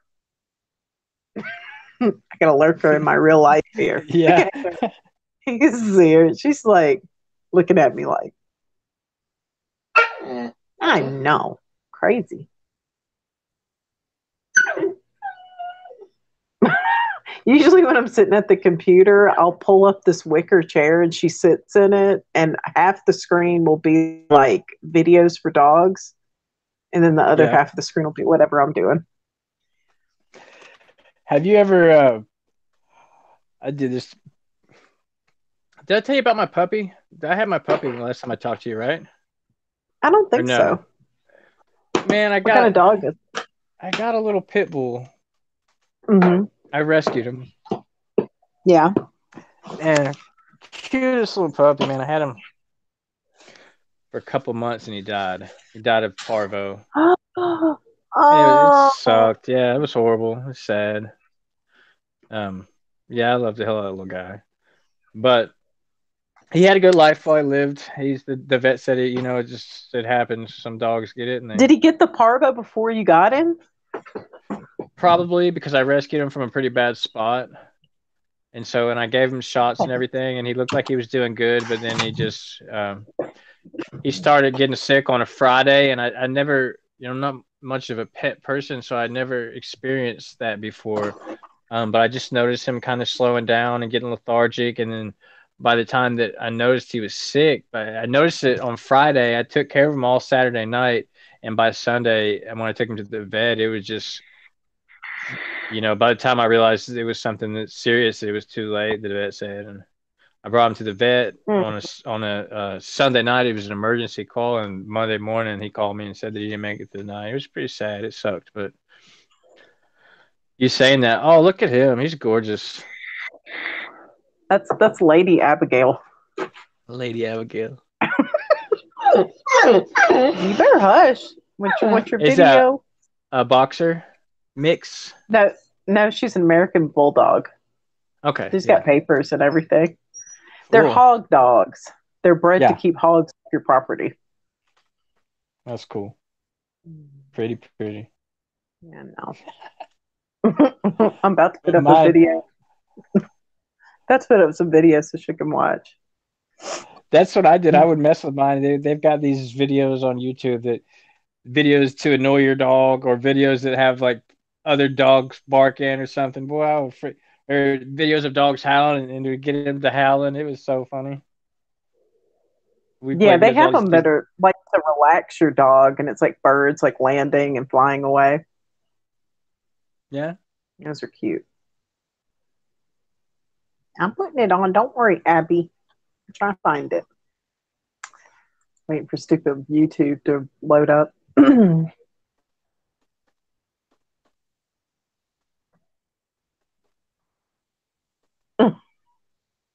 Yeah, Suso's got kitty cats.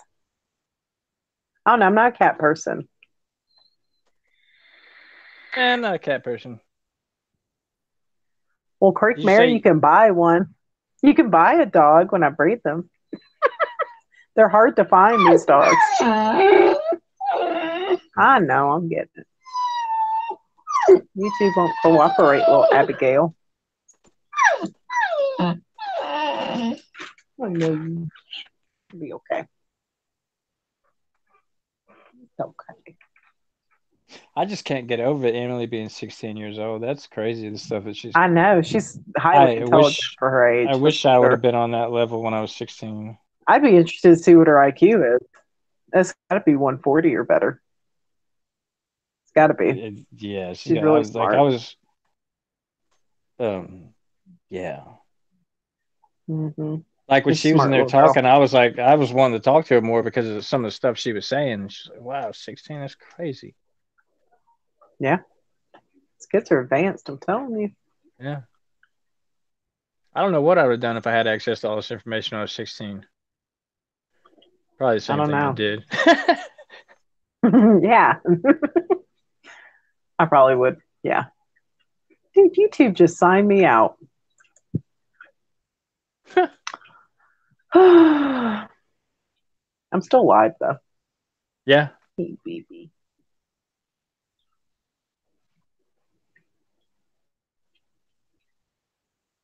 That's so crazy. The school system talks it like It's it taken must like a be million years to load the thing. Emily, how long have you been interested? Yeah, you said not smart, just interested. How long have you been interested in this kind of stuff? I'm interested now in what you've been up to. What have you been researching? What else do you research? Because you were saying some stuff about fasting and astral projection that I was wanting to question you about. Yeah. 5, 6 months. Fuck you. What? What happened? I can't Five see or the six chat. months? She said she's been What? studying for 5 or 6 months. That shows she's a lot. She's probably smarter than me and you put together. She probably is. Yeah. I Good for know. you. Good for you. I missed it when you talked about your venture. What venture are you starting? I'm intrigued. I'm intrigued. Maybe you can get my daughter on the right track. And I told my boss the other day, I was like, yeah, I was like, my daughter made like a 31 on the ACT. And he looked at his daughter and he was like, get to work. Her kid did it. Wow, that's great. That's a great But the story. ACT, I think, is kind of like it's like an intelligence assessment. Yeah. I think that certain people can only score so high, you know? Because I had a friend who studied for, I mean, he sat there, took classes, and he could not make over a certain score, you know? I only took Yeah. it once. And it's I some got into people are just college and I was like, I'm not taking this again. yeah, some people are just bad at taking tests. It's a there's lots of Yeah. different ways to measure intelligence and and it's very subjective. I don't know if you What can is see, but if y'all can see, look at this dog's abs. She's got like an 8 pack right here. Like you can, she's strong little baby. Let's see. I'm trying to get back into the chat. It's taking forever. Oh, so when I say it, Emily asked me, "What do you mean? How long have I been?" I mean, how long have you been interested in this more esoteric kind of spiritualistic, meditating, projecting that kind of stuff? Because you sound really, really knowledgeable about it. From the small amount of stuff that you've said, you seem knowledgeable about it. So I was wondering, at 16, how long have you been looking at this kind of? Is it something you've always been interested in, or did you just take it up? I mean, because I've been looking at it and studying it for a while, and been on the path for a while, and you're tracking with everything. Like you're typing stuff that I'm getting ready to say at some a couple of points.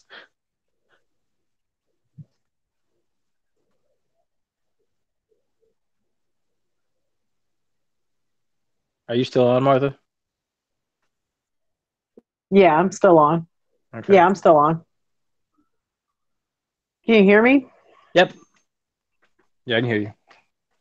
Screen Okay. went blank for a second. Yeah, it's still live. Yeah, my YouTube is going in and out. Shh. I know. I know. Hi, So Dory. 7 months. That's crazy. Hmm. But Is it 7 months of just like YouTube videos? Do you read anybody? Do you have any favorite authors or anything?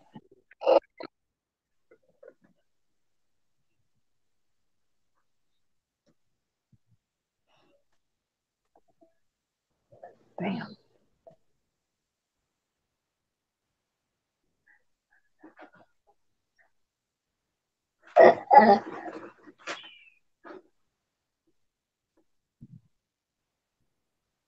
Popping in and out All of right. chat. You back? There you are. Yeah, I'm back. I am back. I was gonna try to get YouTube to cooperate with me here.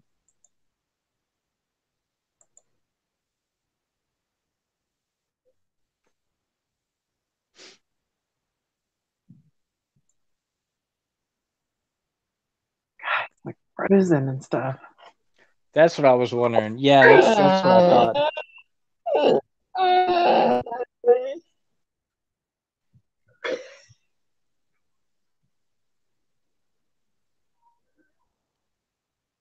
Can you see your chat?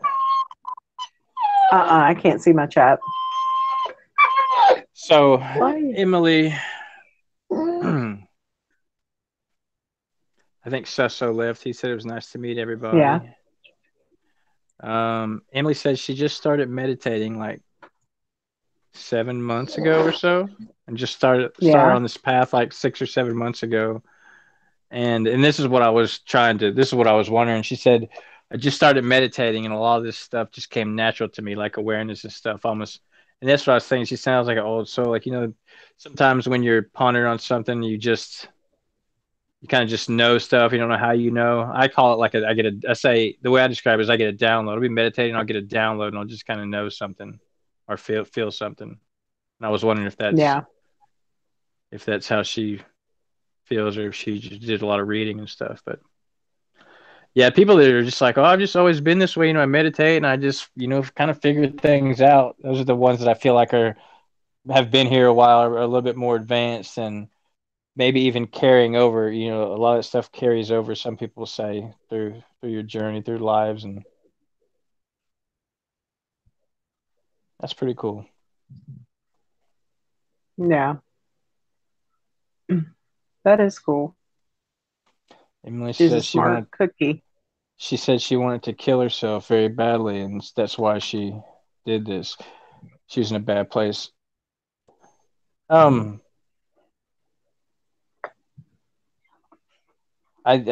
yeah, that's completely normal, actually, Emily, for a lot of people that find themselves in this position here. A lot of times, it takes something like that, um, to bring you to a spot where you're ready to search, to want something more, to search for your spiritualism. A lot of us came from that dark place. I could say you're probably in good company here with that. A lot of people in this community definitely know what it's like to be at rock bottom and be depressed and have those kind of thoughts. And that's kind of the kind of people that find themselves on this path, because it takes some stuff like that, like to open your eyes and realize there's more. So that's Yeah. not, it is a bad thing, but depending on what you do with it and how you use it, it looks like, you're on the right path with where you're going, and just keep it up. That's awesome. Yeah.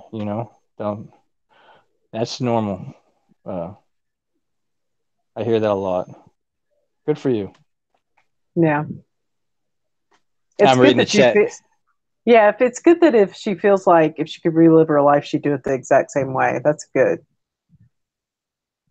Yeah. Especially at that age, because it's hard. Oh, she keeps it up. She's going to be a powerhouse when she's 30 or 40. I just think of how far I've come in 5 years or so. If I would have started when I was 16, holy shit. Yeah, you'd be a force to be reckoned with. Yeah. I know, little baby. So needy.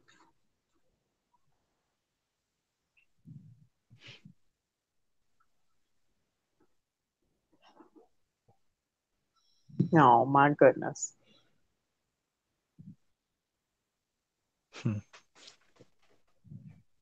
Interesting. Very interesting. It's funny that you contacted me today on Hangouts and asked me, because thinking about getting something because you, Mark from Digital Intel, and then another person all contacted me today on 11/11.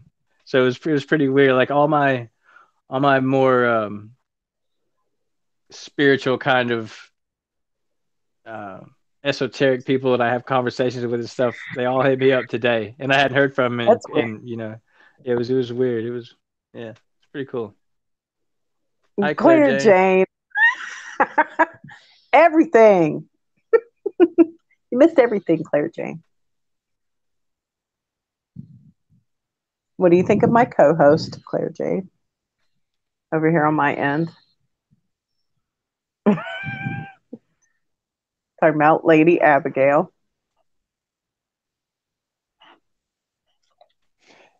Emily says she doesn't think the Mandela effect is real. You can see the chat now, right? Yeah, you can see the chat. Yeah, I can see it now. Why don't you? Confirmation. Why don't you think it's real? Believe in God. Scott Baylor went, ha! You like my co-host, don't you, Scott Baylor?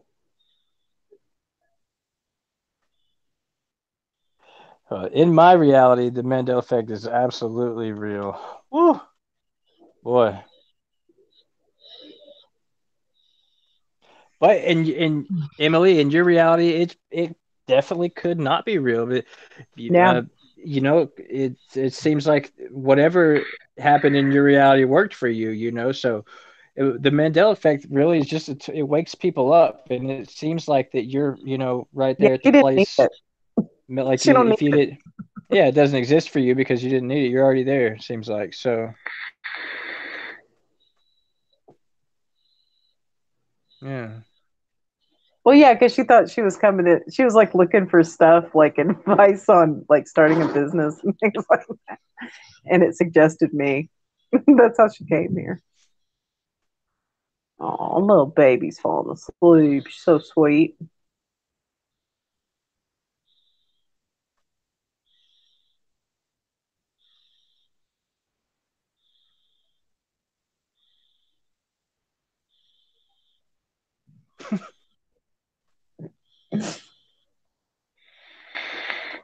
Because I started live streaming because I was part of that 24/7 group, the Mandela Effect group. So, Yeah, that's what got me on it. Is definitely the.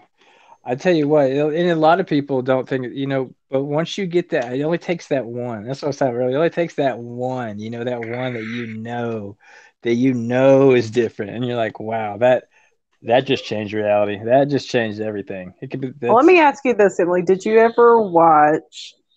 I said I was going to stop talking about Mandela effects, but did you ever watch Disney's Snow White? yeah, no, that's a tough one to explain. What does the Yeah, evil stepmother say when she looks in the mirror? I'm interested to see what she says. When she looks in the mirror to bring up the thing in the mirror, what does she say? She said, "Yeah, I know." She already knows. She's like, "I've been down this road, lady."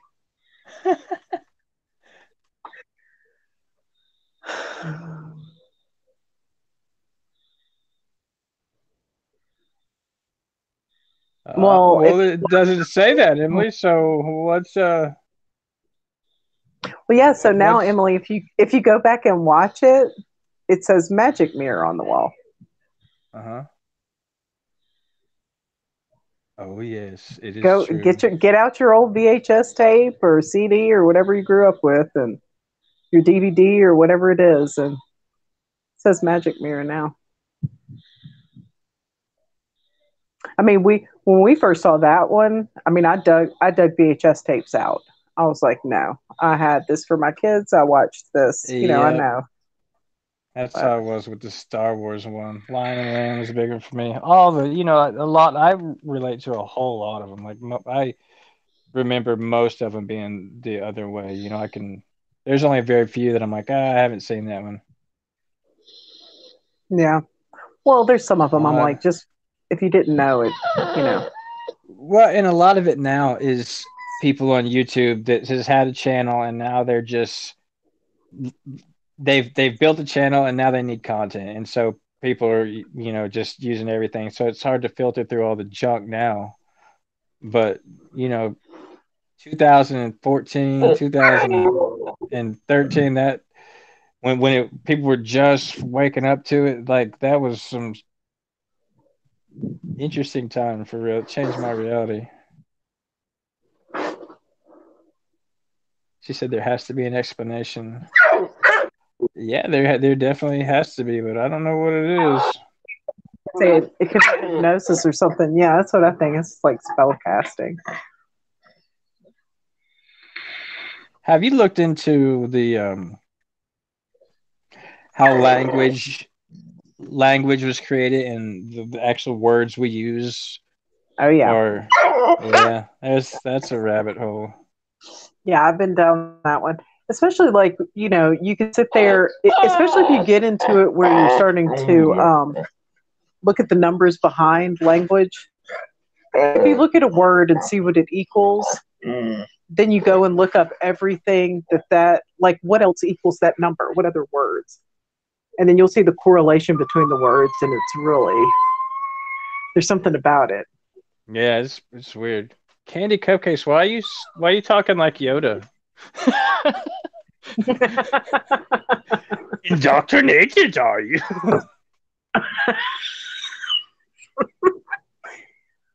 Candy cupcakes turned into Yoda here, y'all.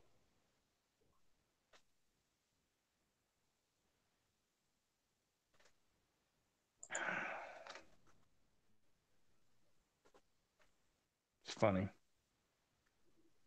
Yeah. Oh my God, look at the dog's 8-pack.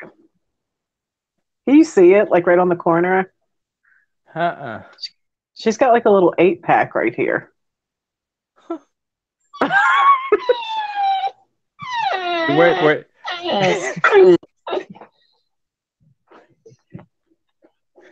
I'm trying to remember. I haven't revisited the Mandelas in a while. We all did, used to all the time. But what was like the one for you where you were like, oh yeah, that's it. There's You talking to me?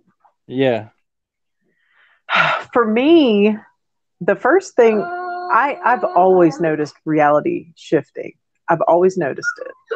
Mm-hmm. Like the first instance I really remember, I was in second grade, and I had those damn Berenstain Bears books. And I asked my mom, I said, why are half of the books, I can have this memory of sitting on the floor in between the kitchen and the den. And I had my Berenstain Bears books. And I said, Mom, some of them are Steen and some of them are Stain. Like, why is there. The kitchen and the den.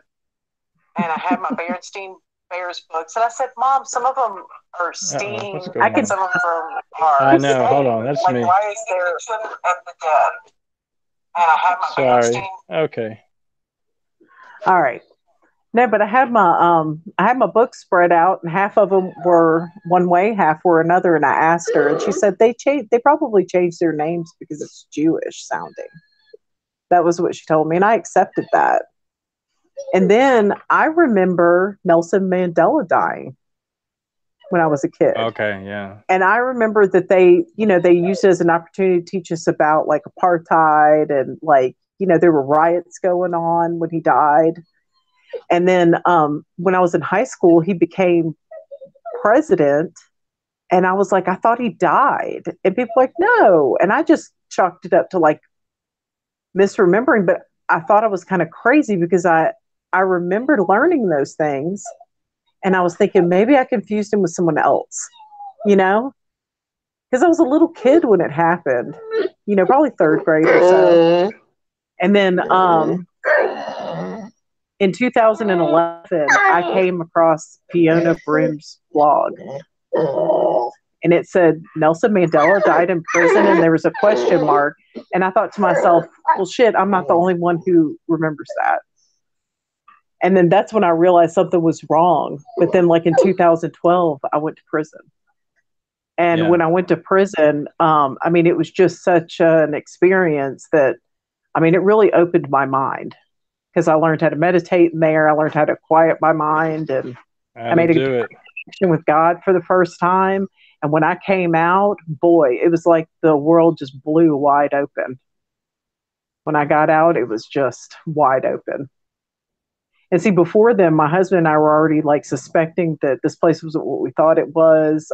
We had already done experiments like to show that you can photograph things from 60 miles away, that kind of thing. I mean, we've been engaged in that kind of thing for a while. I mean, we thought the world was going to end in 2001. I mean, so we've been on this journey for Y'all been on this, yeah, y'all been on this track for a while. That's cool. That's really it's cool. for a long time. But then, somebody finally put like a name to it. And then like the videos started coming out. And that's the weird thing about YouTube too, is, I remember Brian McFarlane having a channel for longer than he's had it. I remember him putting out videos when he was still married to his first wife. That's weird. Yeah, I don't. He says that he wasn't putting out videos during that time, but I clearly remember them. My husband remembers them. I watch Scary Performance a lot, and it's kind of hard for me to watch him. It used to be because I would see the same shit over and over again. Like I would literally see the same conversation over and over again. I got tired of seeing that. That would happen with me and Mandela Affected. I would look, a lot of his videos are just gone. Like he never made them, but I know he did. And then there's stuff I've never seen. Like I'll go through his channel a lot and I see things pop in and out. Yeah. I don't know. I've just always known that this isn't right. But of course, I was tortured and put in a cage and isolated and starved when I was a kid. Yeah. It kind of blows your mind apart. Like they were trying to split my mind and it just never really worked. I just didn't see. It doesn't like it when I say that. It popped me out. Now I'm coming back, I think. All right. Yep. But yeah, I'm back. So yeah, I've had a crazy little life. But yeah. Yeah, when I saw that blog, I was like, I'm not the only one. I'm not crazy. Even though I don't like Fiona Broome, don't get me wrong, I'm not like a fan. I just came across it. Yeah, it's kind of, I just stumbled upon it too. Just stumbled upon it. I was like, what's this about? Oh, God. Emily's got a calculus test tomorrow. Our daughter's taking calculus and she's like, it's no big deal. I was like, isn't that hard? She's like, no, I've got a 100 in it. She's like, it's no big deal. I don't get that. No, calculus is lost on me. Yeah.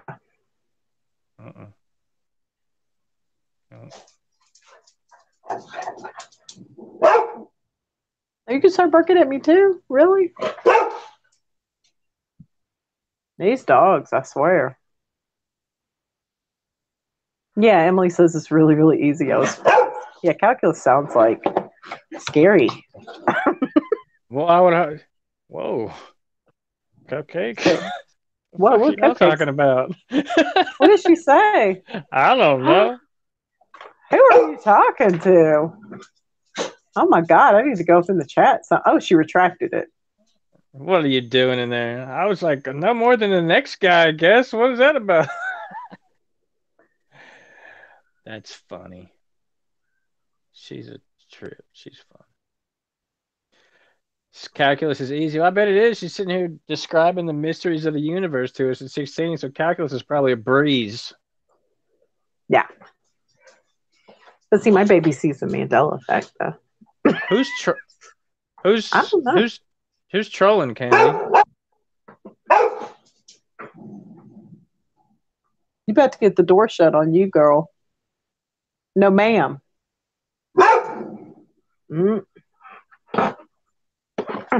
She's like, awkward. I'm gonna close the door on this dog. I guess I missed something. What I missed? I always miss the good stuff. I don't get it.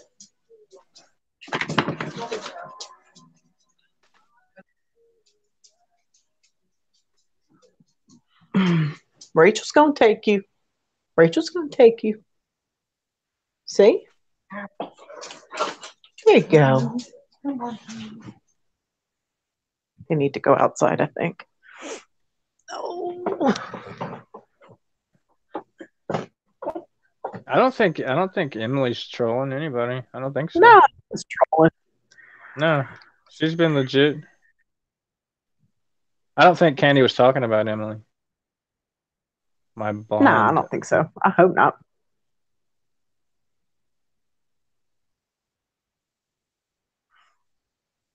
I don't know. Ready for shit. Are you smoking weed right now? She probably got her drink on. Did you get your drink on?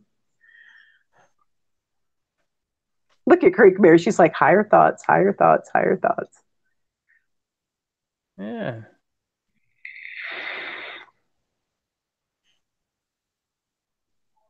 Who knows? Yeah, not you. It might be Candy's somebody I can't. cool. Candy's Yeah. cool. Emily's cool. Candy's been going through a lot of shit lately. I think she's handling like a champ. Why? She's What's going on with candy cupcakes? she's got she's got a lot of special needs with her daughter and funding, and she just got a lot going in her life right now. Yeah, it's rough when your kids, your kids need stuff. And it's just like with us. Like Ashley came home the other day, and she's like, "It's $200 for the graduation package." I'm just like, ugh. It's like never ending. What's wrong with your mom? Your mom's in ICU? Ugh. Damn, Candy, I didn't know that. Why didn't you call me or something, girl?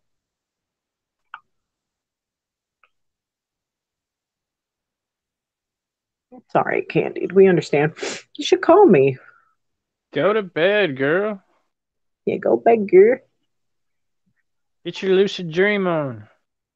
Yeah, I'm telling you, like a lot of those a lot of the binaural beats and stuff really help you fall asleep big time.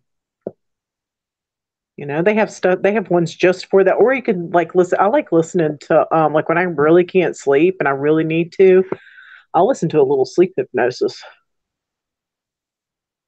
Like when I really know I gotta get some rest. Yeah, that worked for you. What do I do Oh yeah. for really? Binaural beats, man. Those are something else, man. I'm glad I discovered those. I really just did. But what else? Besides rum, rum. Rum rum or red wine. That works for me sometimes. You gotta be careful with that Adderall, Miss Emily. Yeah. It's a slippery slope. Yeah, I was my husband was saying, God, I need some like cocaine or something to get to work tonight. He was tired and I was like, just go to the doctor and get some Adderall. Tell him you got ADD. And he's like, no, I'm not gonna do that. I'm like, well, quit talking about it then.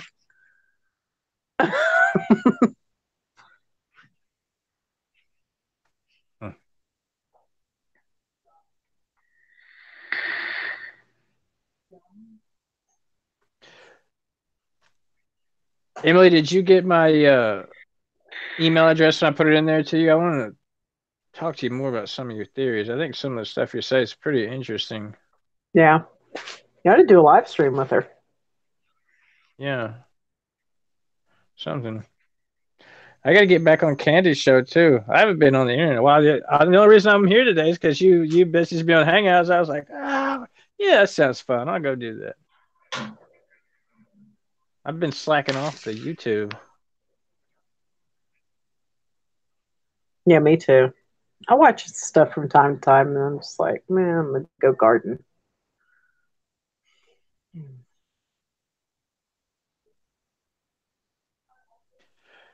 Yeah, I think so too, Noble. And it's Yeah, I agree now. Emily, what you're saying makes sense, except there's fucking residue. It's it's one way now, and then there's residue of it being the old way. So your channel is not a dump, Candy. Oh my god. Candy, what is the matter with you, girl? They're just residue. Like I've got pictures of. I found some really cool residue the other day. Of the JFK one is the one for me that just exploded my head. I've got pictures.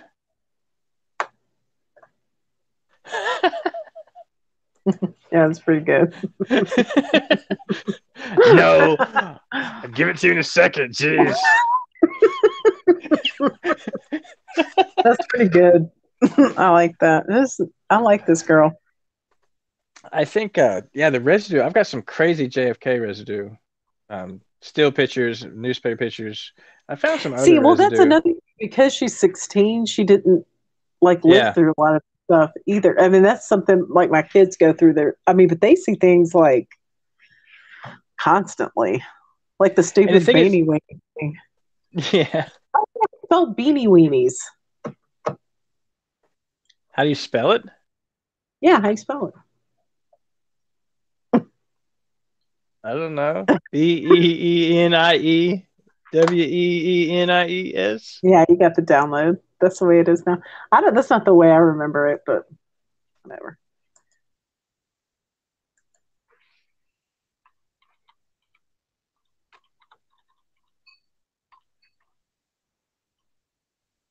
Yeah, I found another. Let's see. I found the Star Wars one too.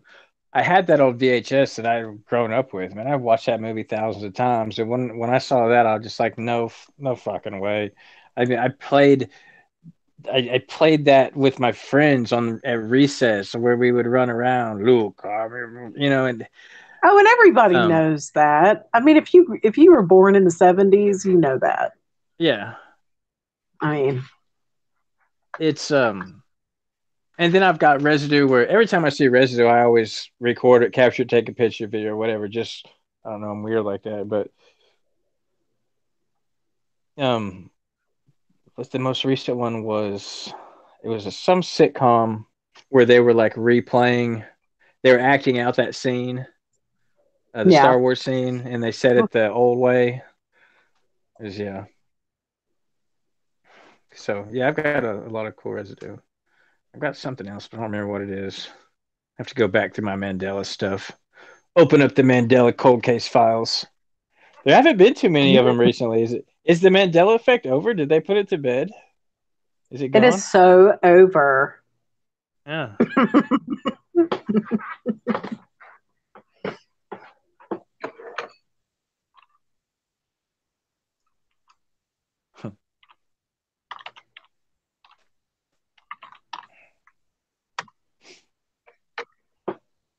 All right. Well, there's my email if you want to email me, little Emily.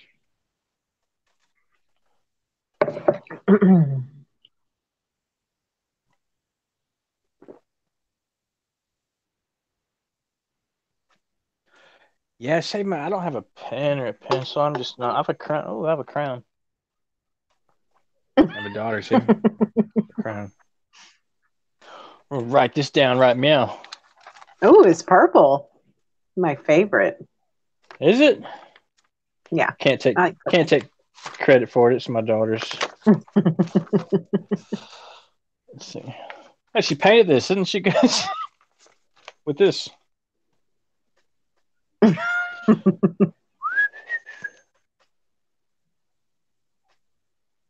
Where'd it go? Everybody stop typing. I'm trying to EE. I have. What's a chocolate starfish? East, nope. Who said that? Don't say that. Don't Google Why? What that. is it? What is it? Shut up, What does cupcake. that mean? Oh no. No, you didn't. That's not a Mandela effect. It's Is not. that so? No. It's some. Is it something gross? Yeah. That's her new I Emmy. mean, it might be. I mean, unless you're into that. Anyway, I just discovered it. Is that it? Just because you didn't know about it doesn't mean it's a Mandela effect. She has dibs on whatever that is. Oh, I'm worried it's like something yeah, it your is. butthole, but Yep. I'm not sure. Good first. Got it on the first try. Look at you. That's what it is. Is it? Yeah, Ew. yeah. Ew, candy cupcakes and oh no. Why'd you Evident, say that? evidently, she just discovered hers. How did that go? What were the circumstances around that candied cupcakes? Inquiring minds want to know.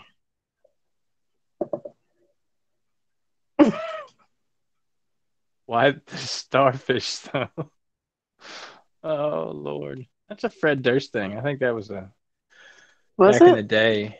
Back in the Oh, day, Limp Bizkit had an album that was called that. The it Chocolate was called Starfish. It chocolate was called starfish. Chocolate Starfish and the Hot Dog Flavored Water, but I don't think it's a Mandela effect.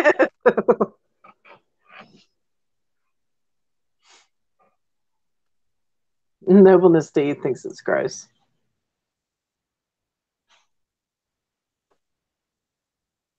Your dad is friends with Fred Durst. Oh my goodness. Who said it? Emily. Candy says all of a sudden she's hungry for chocolate. All I want to know, Candy, is do you prefer syrup or grape jelly? Since you're talking about it.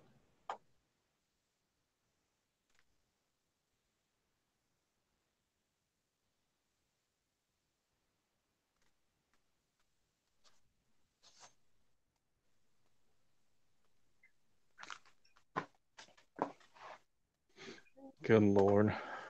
I don't know. It always turns.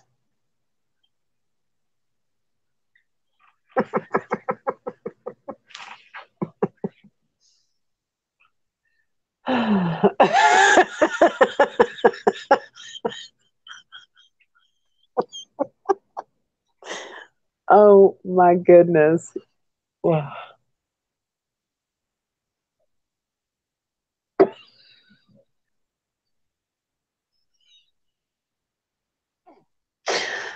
Oh my God. That's awesome.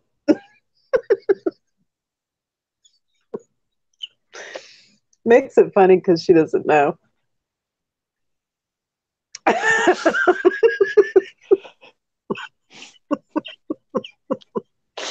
Oh, it's even got nobleness laughing. Uh oh.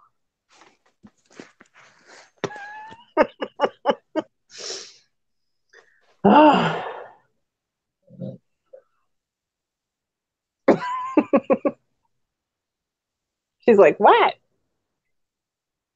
They were talking about booty holes, little girl.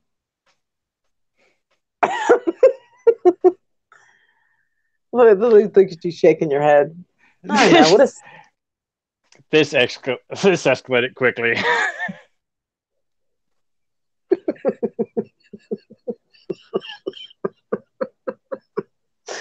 it's nasty, Emily. It's okay.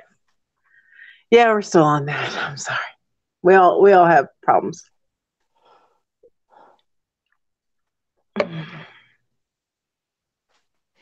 We spend our days trying to fit into polite society and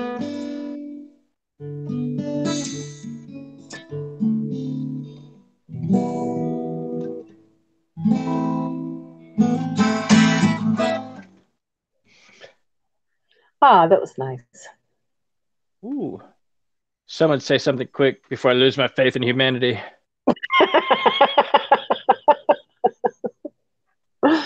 I could never lose my faith in humanity. I always think people are basically good, you know? Mm-hmm.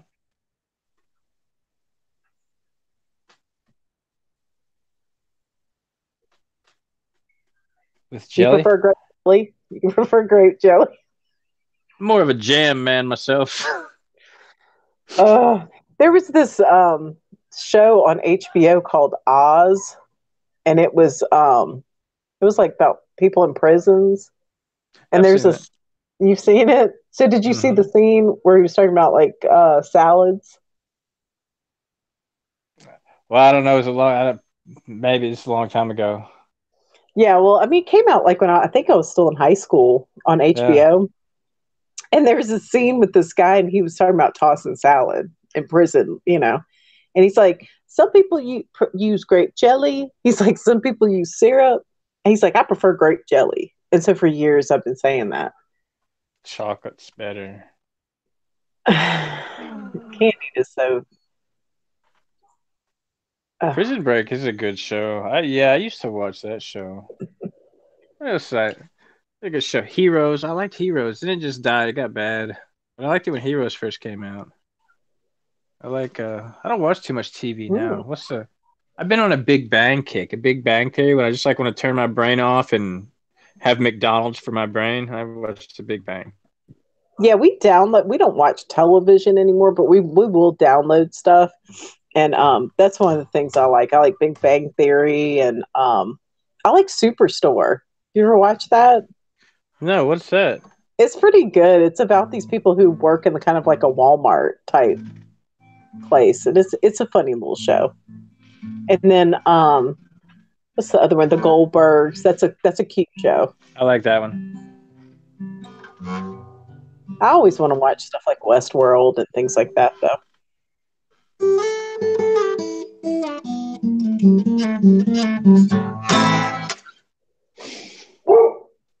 Young Sheldon, I like that's a cool one. I haven't watched that one. What else were we watching? Oh, There was a scare. what was weird for me? My husband was talking about a sitcom, and it was in the 80s, and it was like Head of the Class. And I didn't know what he was talking about. And so he downloaded like the first episode of it, and I sat there and watched it. There was something about it I couldn't from it. I don't even the theme song and everything was really creepy. But I just don't remember it existing.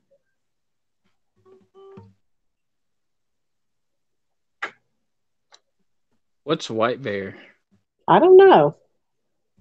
Now I have to use sketchy sites. Try Explain, Terrarium. ma'am. Try to download the Terrarium app, Emily. You can watch whatever you want. Hey, there's another one now. It's called Leon Flux. It's kind of like Cody. It's a really cool one. Oh, really? Yeah. See, Terrarium's like Cody. Cody Yeah. doesn't work now. I don't know what's going on with that. Try Leon Flux. It's working great for me, and it's almost the same thing, just a different platform. But Leon, like the name, and then Flux, Flux. Do you remember Aeon Flux? The That show, cartoon? yeah. Yeah, that was Elon so Musk. awesome. I love Elon Musk. Not Elon Musk, Aeon Flux. Right, I know. Well, I like both of them. She's Oh, is she talking about that? Yeah. Leon Flux is the Cody replacement. Aeon Flux is the movie with Charlize Theron, was it? Or no, it was the girl that was in Resident Evil. One of those, right? Yeah.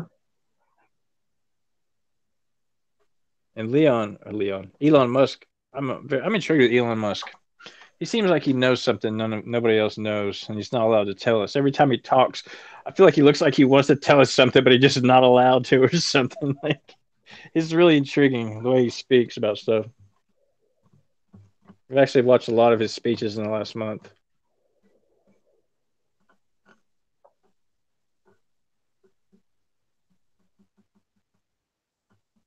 Hate's a strong word. Oh, what happened?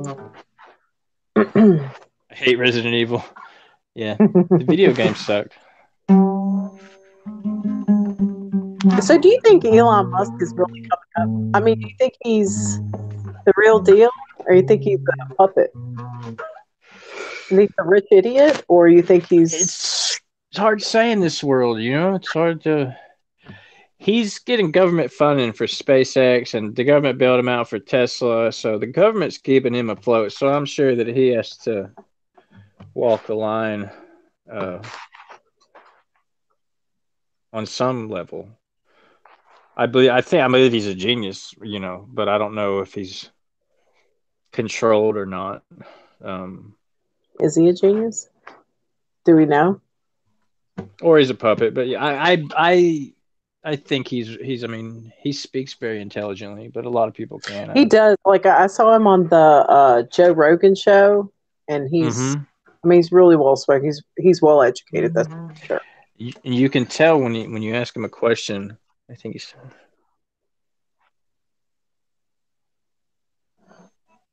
Yeah. Could agree with that to some degree.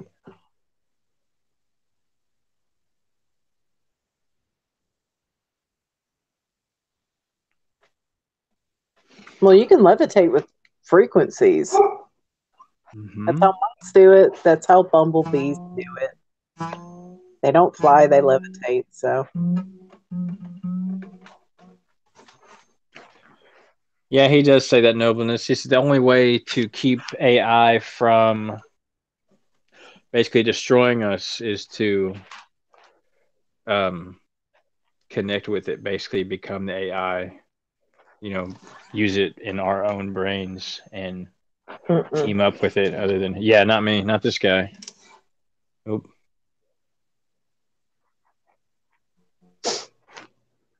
Don't be scared of zombies, Claire. The zombie apocalypse is already here. You can see people walking around like bumping into shit, looking at their cell phones. They're all a bunch of zombies. What are you watching, Claire?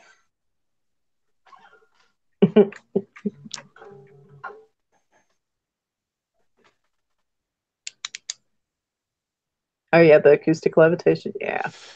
Who is doing that? I forget his name.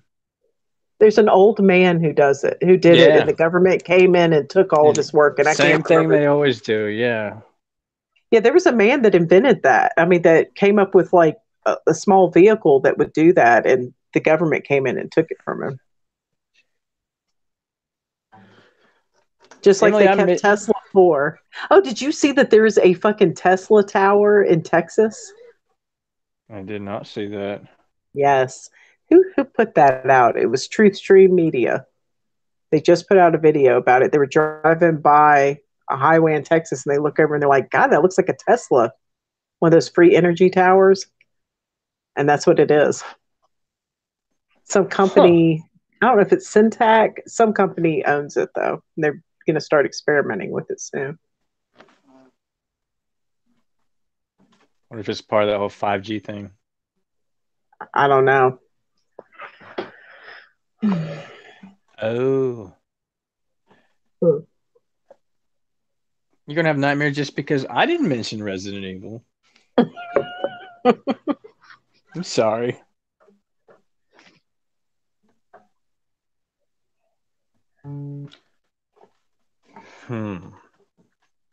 Maybe you will. If your product takes off. I missed the part when you said what you were doing. What is your business? She said she invented a product. She didn't say what it was. She can't really. Intriguing. If it's in the invention stage, she can't really say what it is because somebody might take the idea. Can you give us a clue? I want to know. Inquiring minds want to know. Yeah, I'm intrigued. I mean, if you're going to have the jack to get you a Lamborghini in 2 years, must be something good. Oh. Or you could buy a house for a homeless person. Yeah, that would be good instead too. of the Lamborghini. In the school niche, I'll say that. That's it. You got to find a niche. You got to find your lane and stay in it. Specialize in something. Like me, I specialize in fuckery and bullshittery. I used to ask my brother when we were little, what do you want to be when you grow up, Dave? And he's like, a professional money spender. Better practice. Runs out He had quick. a lot of practice. Nevaeh, that's a beautiful name. I know. She's about to have another baby.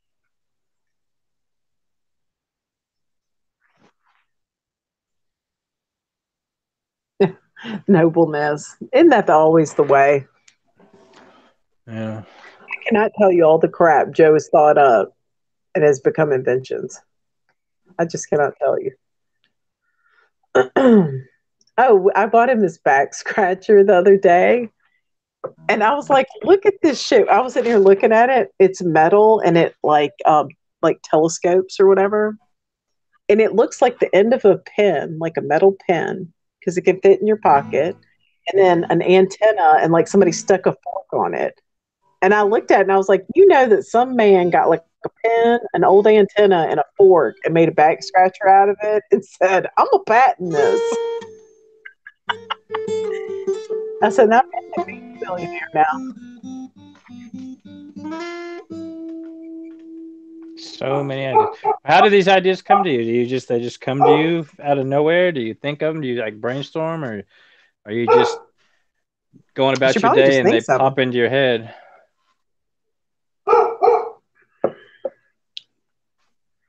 Interesting.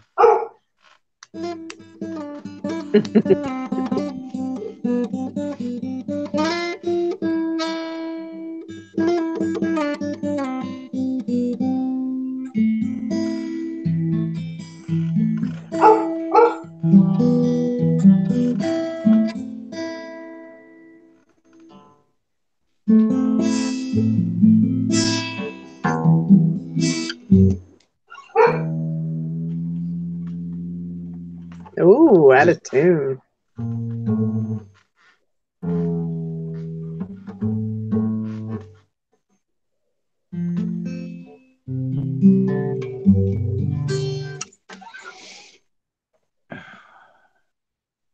Yeah, you're really good at the guitar. I like Well, that. thank you. You and that Balo ought to jam. I like to jam.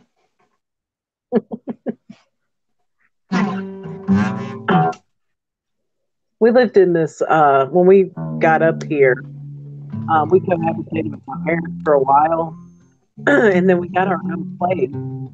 And these guys that used to open their garage and play guitar, and one of them had a ukulele, and it was just so nice to sit out on our balcony and listen to people jam. Yeah, it's one of my faves with a fire. You drinking you. Yeah.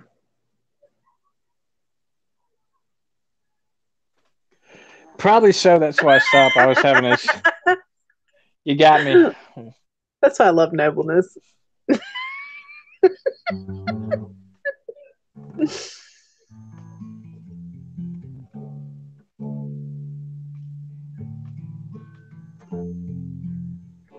Oh, have you heard like the those bands that do the classical renditions of Metallica songs? Yes, I love it. I love With that.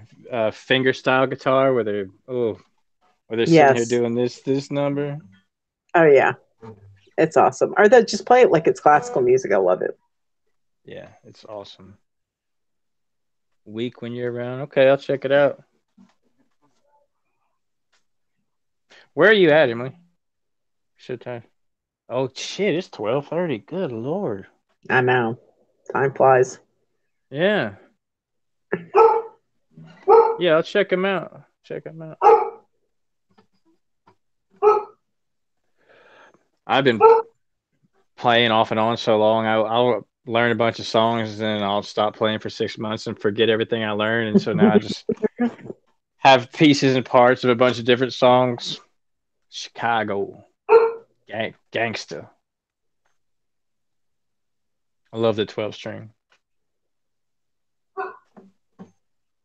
What's a 12 string guitar? Is that like the big those big classical guitars or Yeah, it was a regular guitar has 6 strings, and a 12 string has a E string like this, yeah. a really skinny string next to each string, so it makes a total of 12 strings, and the high string and the low string harmonize with each other when you pick it. So whereas I would just pick this bass note on a 12 string, when I pick that bass note, it would sound like this. Oh, okay. And every string sounds like that. So everything, it just puts a depth and a tone into it. It's really cool. That's Really cool. nice. Really nice sound.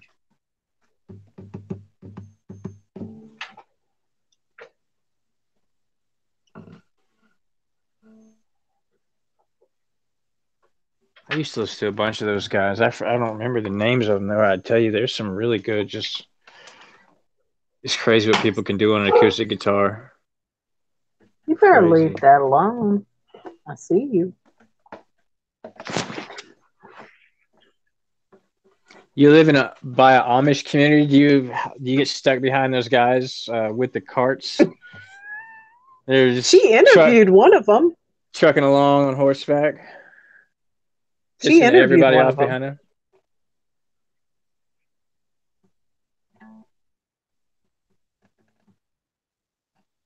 Hmm. So y'all are close. Where you live at? I'm in Little Rock. Oh, you're in Arkansas? Yep.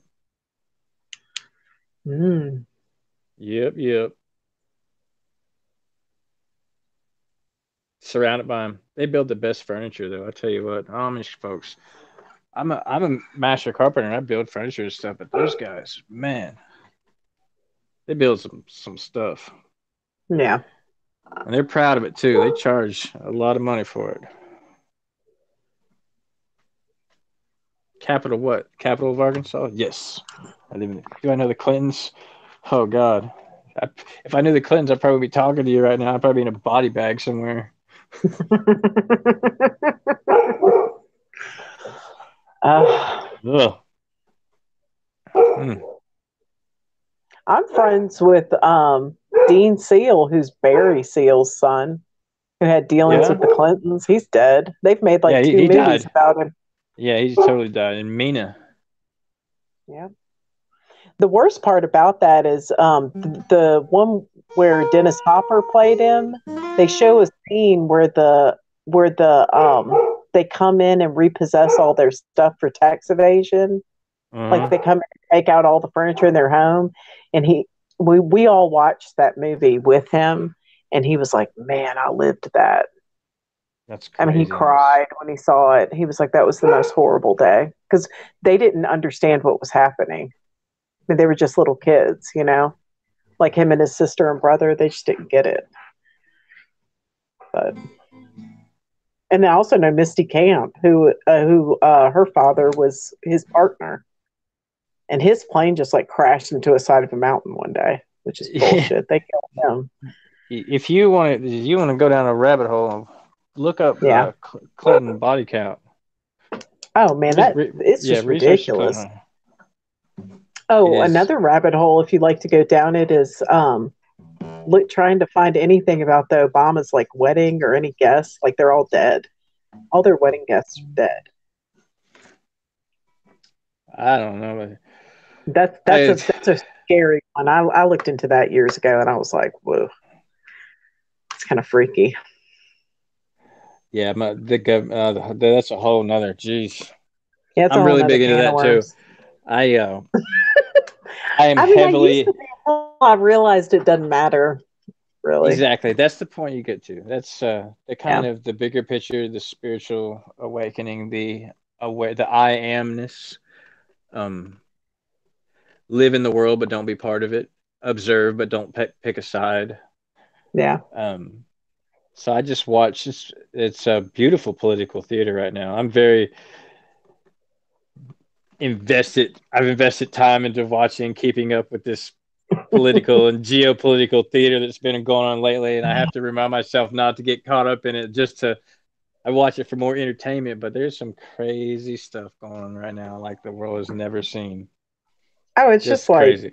it's Oh not it's man, madness and hilarity. It's like what is going on here? And yeah. how what amazes me is how anybody thinks any of that shit's real. I mean, it's like, can't you see that they're playing you? Yeah, it's all political. It's all It's all political theater. bullshit. And it's just like somebody was showing the other day where like Obama's been on the trail, for this latest election. They're electing all these officials. Yep. He's been on the campaign trail trying to, for the Democratic Party. And then, the president's been speaking and they're saying the same Mhm. stuff. They're saying the same thing. It's Yeah, they're old both Project Bluebird. taking credit for the same thing. Oh yeah, Yeah. they'll Or Mockingbird and stuff, Mockingbird. but Yeah. Mockingbird. it's fun to watch because they hate each other. And but they're saying the same thing. Get out Mm. and vote. This is historic. I mean, they say the exact same lines. They're all friends. But people don't get. Yeah, at They're the end of the friends day, and they're they all all have related. dinner together and plan out your demise. I promise you. Well, they're all related. I mean, Yeah, give me a break. it's crazy, crazy, crazy. I like watching Trump. I like the way he just says some of the craziest stuff, man. It's hilarious to watch him interact with news reporters and just different state leaders and leaders of other countries and stuff. Yeah, per that Sorry. met him. He's a loser. It's just, I watched him call a reporter and said, you're a loser. Be quiet. I don't like you." Just, wow, you're the president. Oh, and my parents, they leave Fox News on 24/7. I mean, they're in their 80s, though. And I mean, he'll do Yeah, something. They all just that love stuff. every minute of it. All of his antics, they just think it's hilarious. I like it too. I like to watch it. I just not necessarily Fox News, but I just like to watch all of it for the entertainment value. As long as you cannot attach emotion to it and Yeah. not get caught up in it, it's fun to watch and keep up with. Just to see what kind of because we still live here, to see what kind of environment, what the political climate in the country is like, and if boy, we've been close to some close calls here. I think if Hillary would have won the presidency, we'd have probably been in a war with North Korea or a false flag. I think things would have been worse than they are right now. I think that the way Trump is taking things and the Republican Party taking things, it's I think that it looks like because they're running on all the countries better, the economy's better, all this is getting better. I think it's the calm before the storm. I think it's all. I don't think any of their intentions are great, but they're just playing it two different ways, and Yeah. it's fun to watch it play out. But at the end of the day, it doesn't change the way I live my life, So you just can't let it affect. You can't get caught up in it. I Hey, think that Taylor, if I think that if Hillary Clinton had won, things would be exactly the same as they are now. you? Yeah. I don't. I don't think so. I do. I th- I think presidents are selected, not elected, and what they're going to oh, do they is set are. in stone. Yeah, They are. I don't even worry about any of that shit because there's just nothing I can do personally. Yeah, no, there's nothing. It's all Yeah. like I say. It's fun to watch. Hey, Helen, what's up?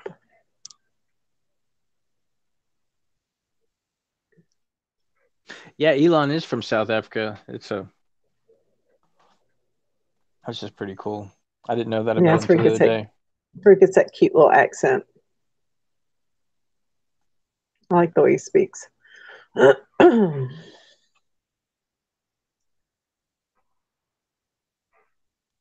He always supports Goldman. Yeah, the bank runs them all. The banksters control all of them in some way or the other. Yeah. So fucking.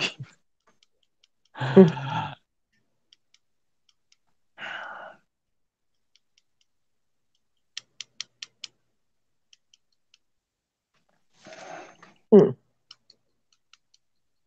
And what are you thinking, Dustin? What's going on in I'm that mind? I'm reading the comments about the Pizza Pito Gate thing. Man, I Oh, I have read can't about all see that those. too. I hope that's not true. I really hope. I believe in it. I believe there's some sick people doing sick stuff. It hurts my heart to read and research into that stuff too much because it's just a bunch of negative and I can't do anything about it. And it breaks my heart to think that there's, all that human trafficking and little kids in that position and all, that's just, that's, that's rough. That's rough for me I mean, I look into it just because that was all tied to the Clinton Foundation too. They found all these donations for sex trafficking stuff running through the Clinton Foundation. Oh, they had scandals back when Reagan was in the office. Yeah, That's it's been just going on. They use children in sacrifices to open portals. Yeah, that's what they say. It's That's what it's for. That's why they do it. crazy. And that adrenochrome. Have you heard of the adrenochrome? Oh yeah. Ooh.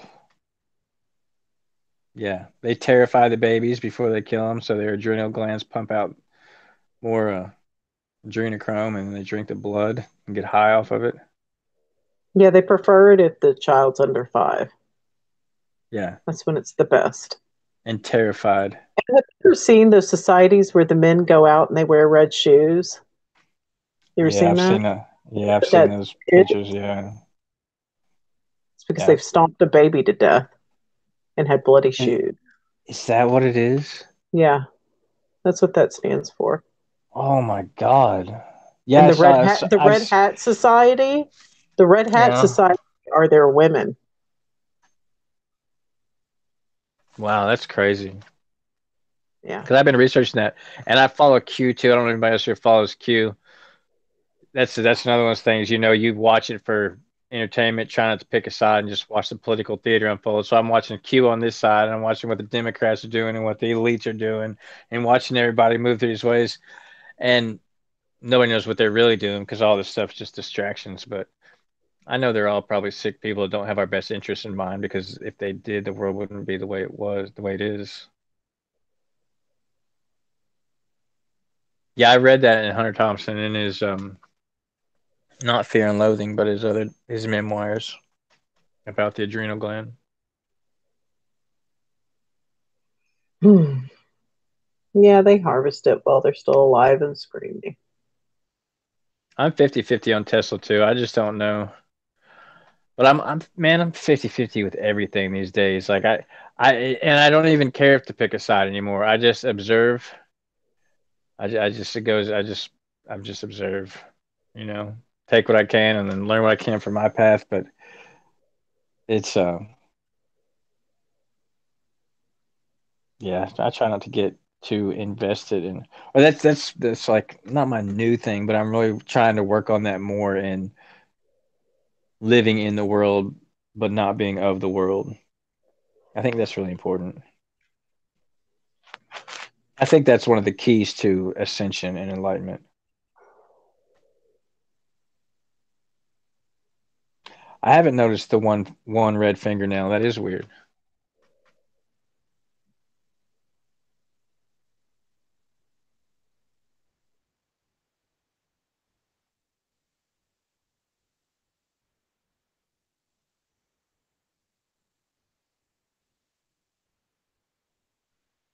What's perfect?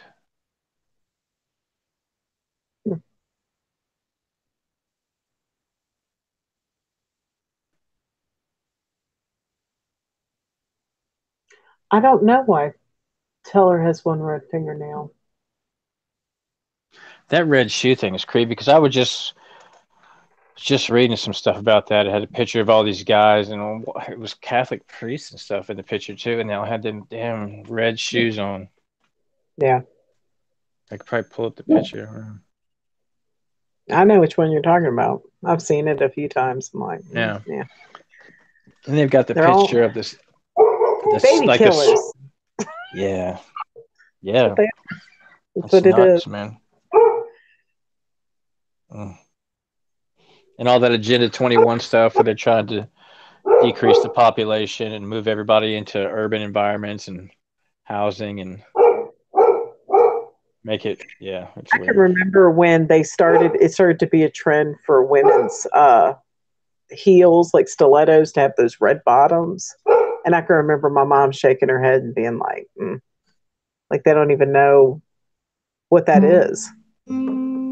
Like she thought it was kind of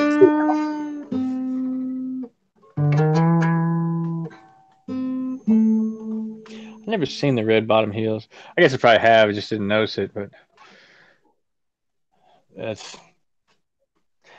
the older I get, the more I research and the more I see these meanings behind symbols and just the different small things, the little subtle nuances like that, the red shoes and the different, you start seeing it everywhere. It's symbolism is crazy. yeah.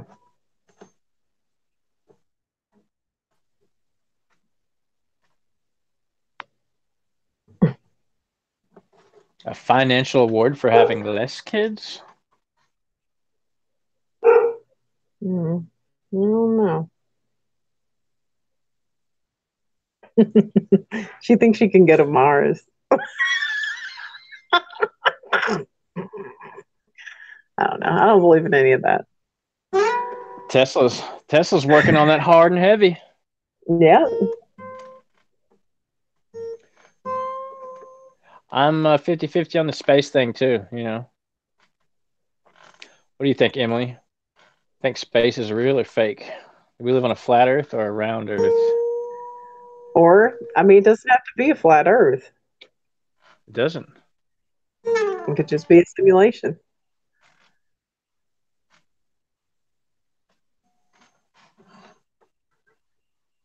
You just don't know. I know it's not what they say. It could be bigger than they say. I don't know. That could account for An oblate spheroid? Oh, some Neil deGrasse Tyson. It makes sense if you don't there. think Hey, about well, it. why aren't there any pictures of it? That's what Say I there want to know. are. Sure. I don't know. There isn't one. They're all computer. Uh, they're all like computer compilation. They don't look like. Don't what?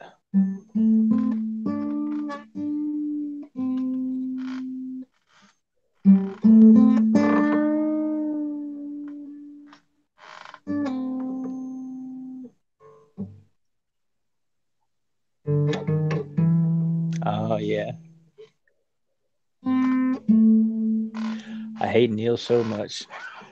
You hate all NDT? I don't like him either. Try Mm-mm. not to hate people though.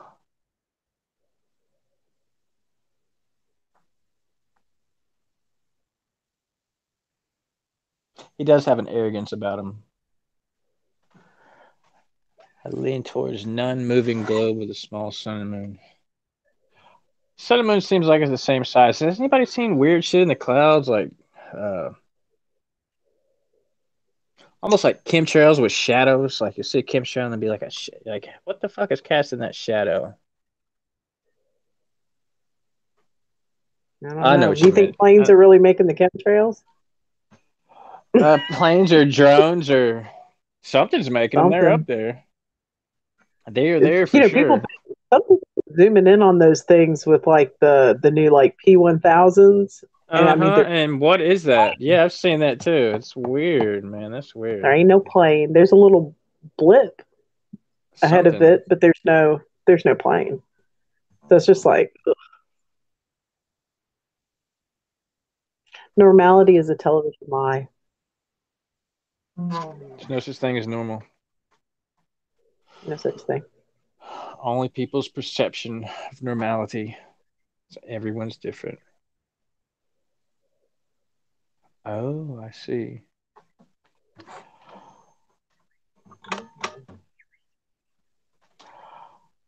I'm having a hard time believing that Emily is 16. I'm gonna have to see her birth certificate.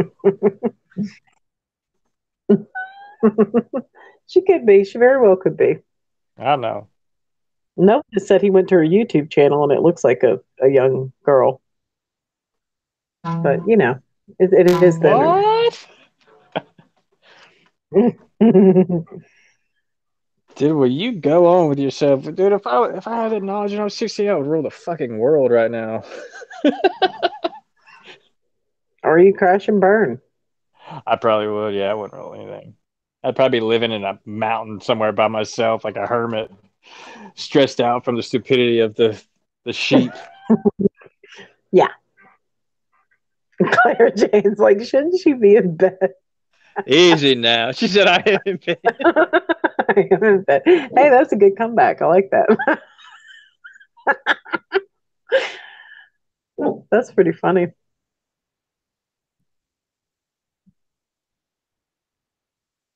I'll come and hang out so I don't look like a rag. Yeah, I got dressed up too. Put my good headphones on. You put your good headphones on. Put my good. I got my good I headphones washed on. the grease off my face from cooking today and like slapped on some glasses. I have on my least dirty shirt. Yeah. I'm in my pajamas right now. I've got my long sleeve on today. It's kind of getting chilly here. Is it getting chilly? Well, y'all are up north. Oh yeah, I'm in Mississippi. Yeah, it's getting You cool. miss. But it was warm in the afternoon. I I'm was gonna be glad because I'm in going a through. all day. I'm be going through Mississippi here in the next month or so. I got to Well, go to come and eat at the Biloxi. cafe in Madison. I'll cook for you. Well, dang girl, Mm-hmm. what's it called? Chicken. I got. Let's see. I got to go to. We just beat out a bunch of restaurants like on some kind of Facebook contest for the best in the area.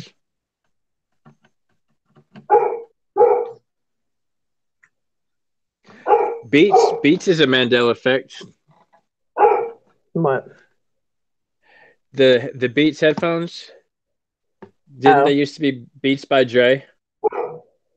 Right? They were Beats by Dre, not Beats by Dr. Dre. Now they're Beats by Dr. Dre.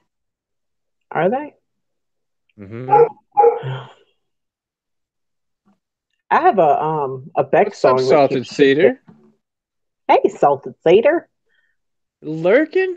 Got a lurker. Yeah, what? Ooh. The Dr. Dre thing? Ooh, ooh, oh. Yeah, they were Beats by Dre. Yeah, 100% Beats by Dre. Yeah, I get it. Yeah. Now they say Doctor. Now it's Beats. Always been Beats by Doctor's Dre. Weird. That's one of the big ones for me too, because I had them when they were Beats by Dre. Wish I still had the headphones. There ain't no way I'm paying that much money for a set of headphones. The children in China probably put together for next to nothing. No thanks. I'm telling you, they probably did. Yeah, some poor factory worker living in a high-rise building right next to the factory made those. It's just like, ugh. I'm not They paying did a all that money for that fantastic job. shit.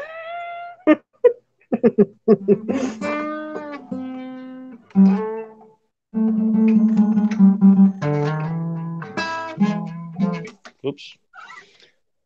All right, well, it's almost 1 in the morning. I'm about to turn into a pumpkin. Okay. I'm tired. I worked a long, hard brunch shift today. We sold like $3,800 worth of food between 11 and 2. Damn. I know it was a lot. What big town are you close to? I have to go through Biloxi to Gulf Shores, back up to somewhere else, and back to Little Rock. I have to go to all the Texas Roadhouse restaurants and replace the tabletops. I'm a carpenter, and I got this contract bid through a agency that I do subcontracting for. Sometimes they call me and they're going to pay me a lot of money to just drive through Mississippi and replace tabletops. I got 12 tabletops in Biloxi, 24 tabletops in Gulf Shores, 13 tabletops in another city, and my way back. Oh, so you're in Biloxi? Yeah. Let me know when you're in Biloxi. My parents live in Pass Christian, Okay. like right on the beach. I have to go see about them every once in a while anyway. That'll be fun. That would Yeah, be hang out cool. or something. Yeah. Yeah, Get some yeah, because home they're right up cooking. the. Yeah, they're right up the way because it's like Biloxi and then like what Gulfport, then Long Beach, then Pass Christian, like right along the beach. Hell yeah. Yeah, because we'll Yeah, be because I'm up spending in the like night. the Jackson area. I'm like Okay. 4 hours away from there. What were you But yeah, let me know devastated when you're about? going to go to Biloxi. I I'm definitely excited. will. It should be next month sometime. I love you, Claire Jane. I pray for you every day. Think about your baby, and I'm almost done with your blanket for the baby. So email me and give me your address so I can mail it. Totally will. You I'm put it up on the screen, excited. didn't you? I missed it. Huh? What? Your email. Oh yeah, Send it it's to me on on there. Hangouts. Hmm? That'll work too. I said if not, send it to me. You can send it to me on Hangouts. Okay. Right? Is that how you through Google Hangouts? Is how you? Yeah. Is that what we're doing right Yeah, now? yeah, you got my email Yeah. anyway. Okay. Cool. But yeah, I need Cool. Claire Cool. Jane to email me her actual address so I can mail her this baby blanket I made for her baby. My mom, Oh, I missed that part. Okay. yeah, I crocheted a blanket. It's cute. I'll show it when I'm done. Cool. Cool. Yeah, for sure. It was a good chat tonight, guys. This was Yeah. lot of topics, a lot of stuff. What question? You got a question? What's your question? Do we have time Yeah, for one let's more question? Caller? see.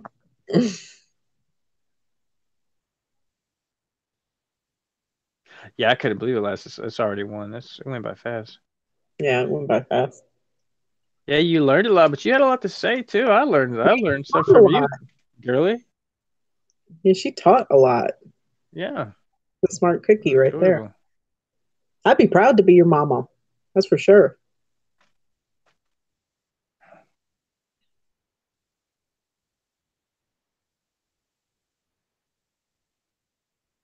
Dog Man. I have never heard of them until lately. It's Dog Man. It's one of the things like the uh yeah, it's the people that they the dogmans. They're man and dog put together. No. They roam the night on a full moon. Oh, like what, werewolves? Guess. I've heard of them too. It's a thing. It's like a maybe an Indian thing.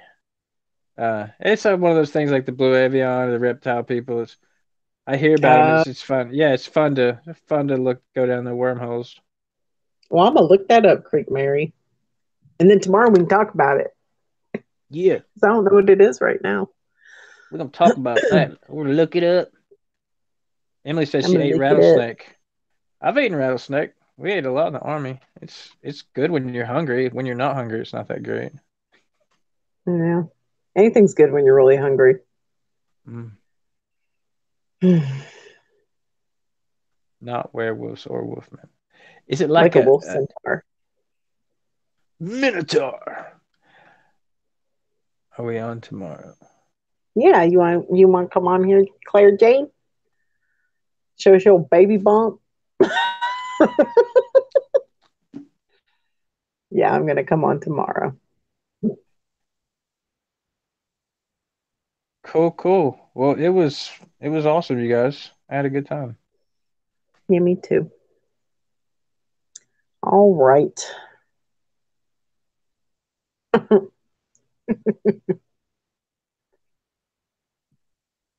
Wow, I'm so tired.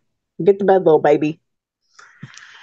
All right. I'm amped up. I gotta go do something. Oh shit. I gotta go to bed. I'm tired. I I'm gonna play go the lay guitar in the for a little bed bit. with Lady Abigail and go to sleep. Right on. Well, good night, all. It All was fun. It right. was real. Be awesome to each other. See you on the Yeah. flip side. All right. I'll talk at y'all later. Bye, guys. And if you want, I'll be on tomorrow. I hope you do well on your calculus test, Emily. Bye, Helen. Bye, y'all. Claire Jane, email me. Come on now. I got to send out that baby blanket. All right. Bye, y'all. Love y'all.